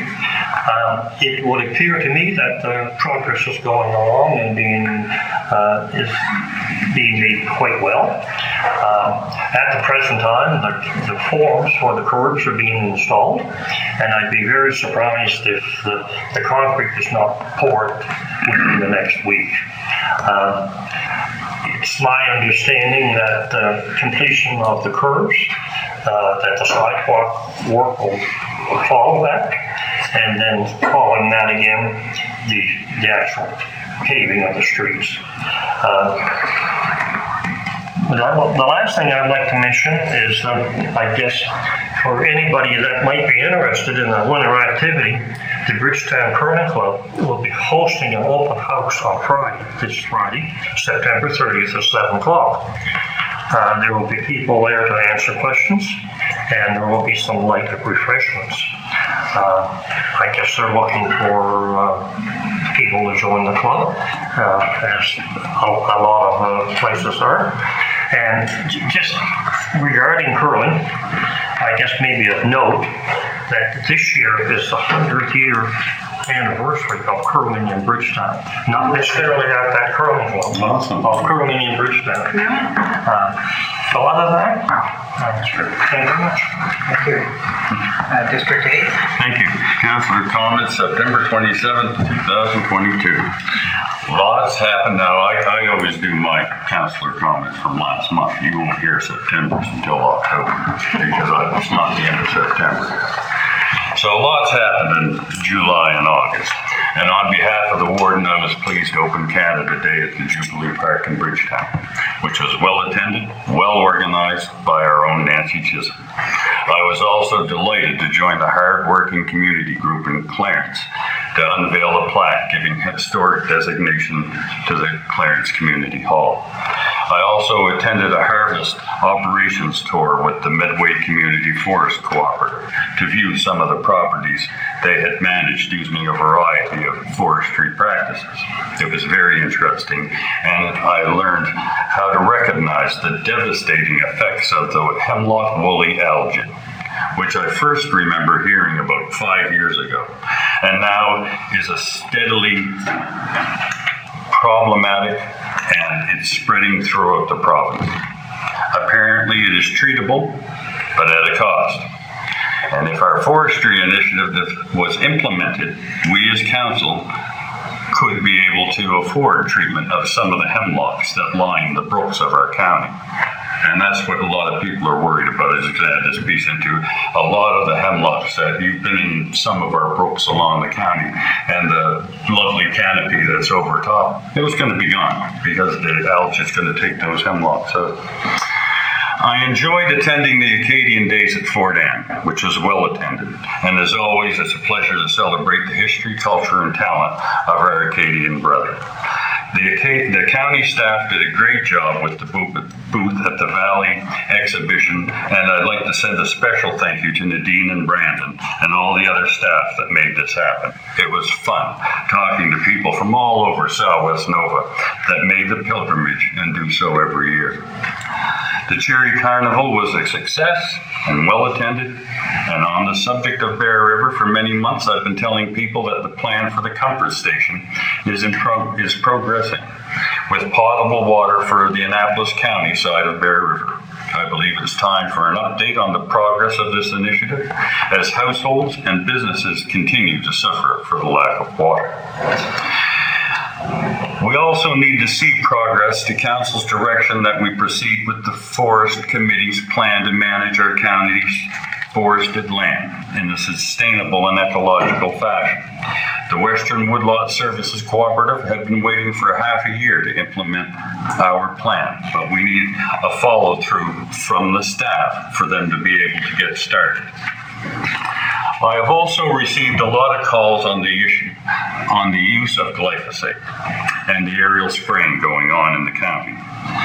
As a reminder to listening citizens, 2 years ago, the council created an ad hoc glyphosate committee to see what the county was able to do about the use of this product within our borders.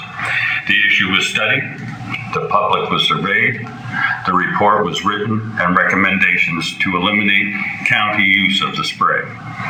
Educate the public, write the government opposing the use of spray were sanctioned by council.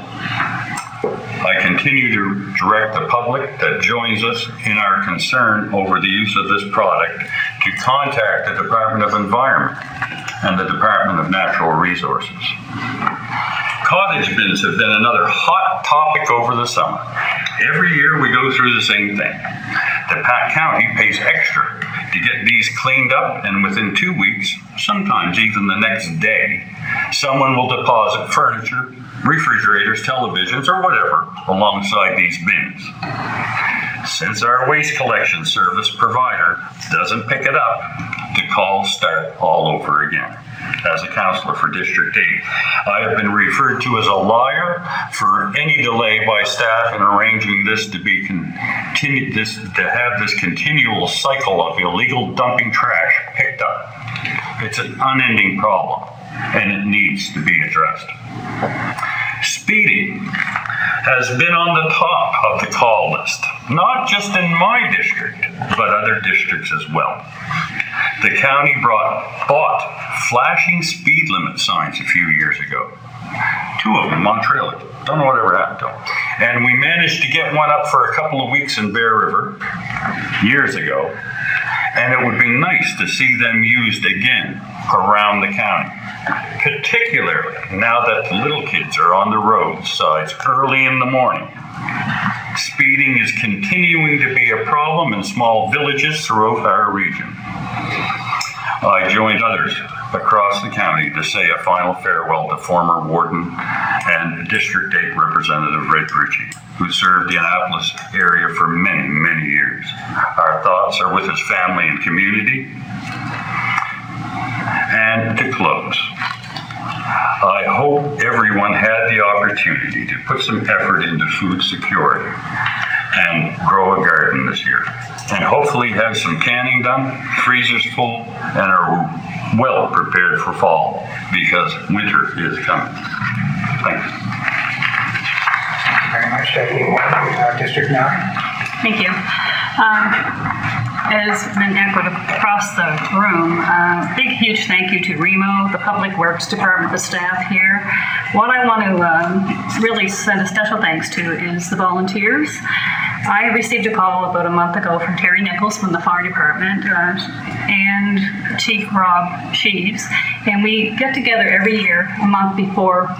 It was about a month ago we got together, and they go over a plan for a warming station every year. So the volunteers play such an important part in hurricane disasters or whatever disaster is there, and they set up all the volunteers. They have them on alert at any time if they are needed. The volunteer list is not large because they are elderly, a lot of them, but they do an amazing job, and I just wanted to give a big shout out to all those volunteers throughout the hurricane. Thank you. District 10.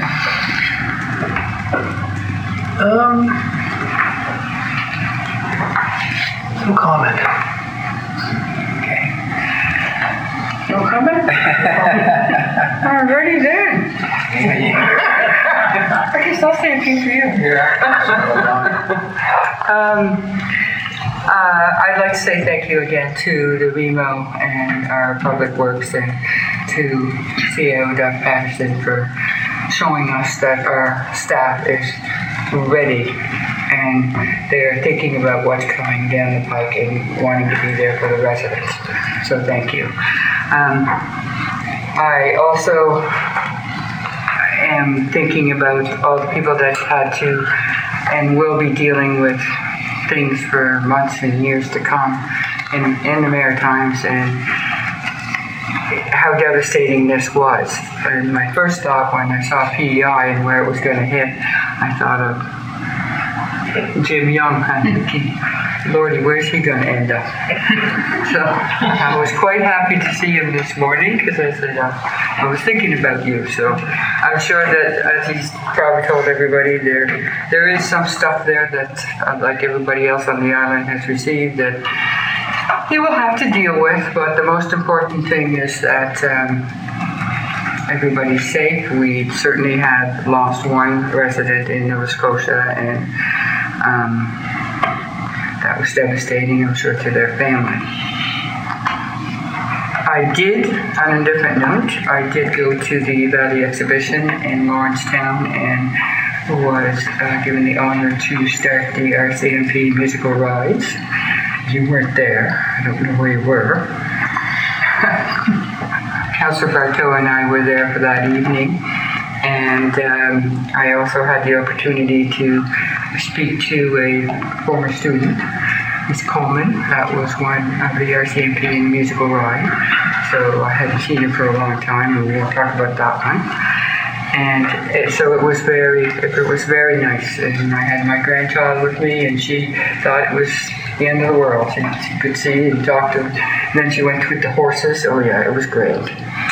So we also went to the booth, and everybody was saying good things about the Annapolis County booth. So our staff did a good job. So I'd like to say thank you to the staff for that. And other than that, I guess we're just going to continue on as we're doing, go to meetings and hope that the storms don't come back in any direction of the Maritimes. Thank you very much. Another one of its time. I know, but don't talk about it. Well, thank you, councillors. That's a good summary of the past month or so for us. So now at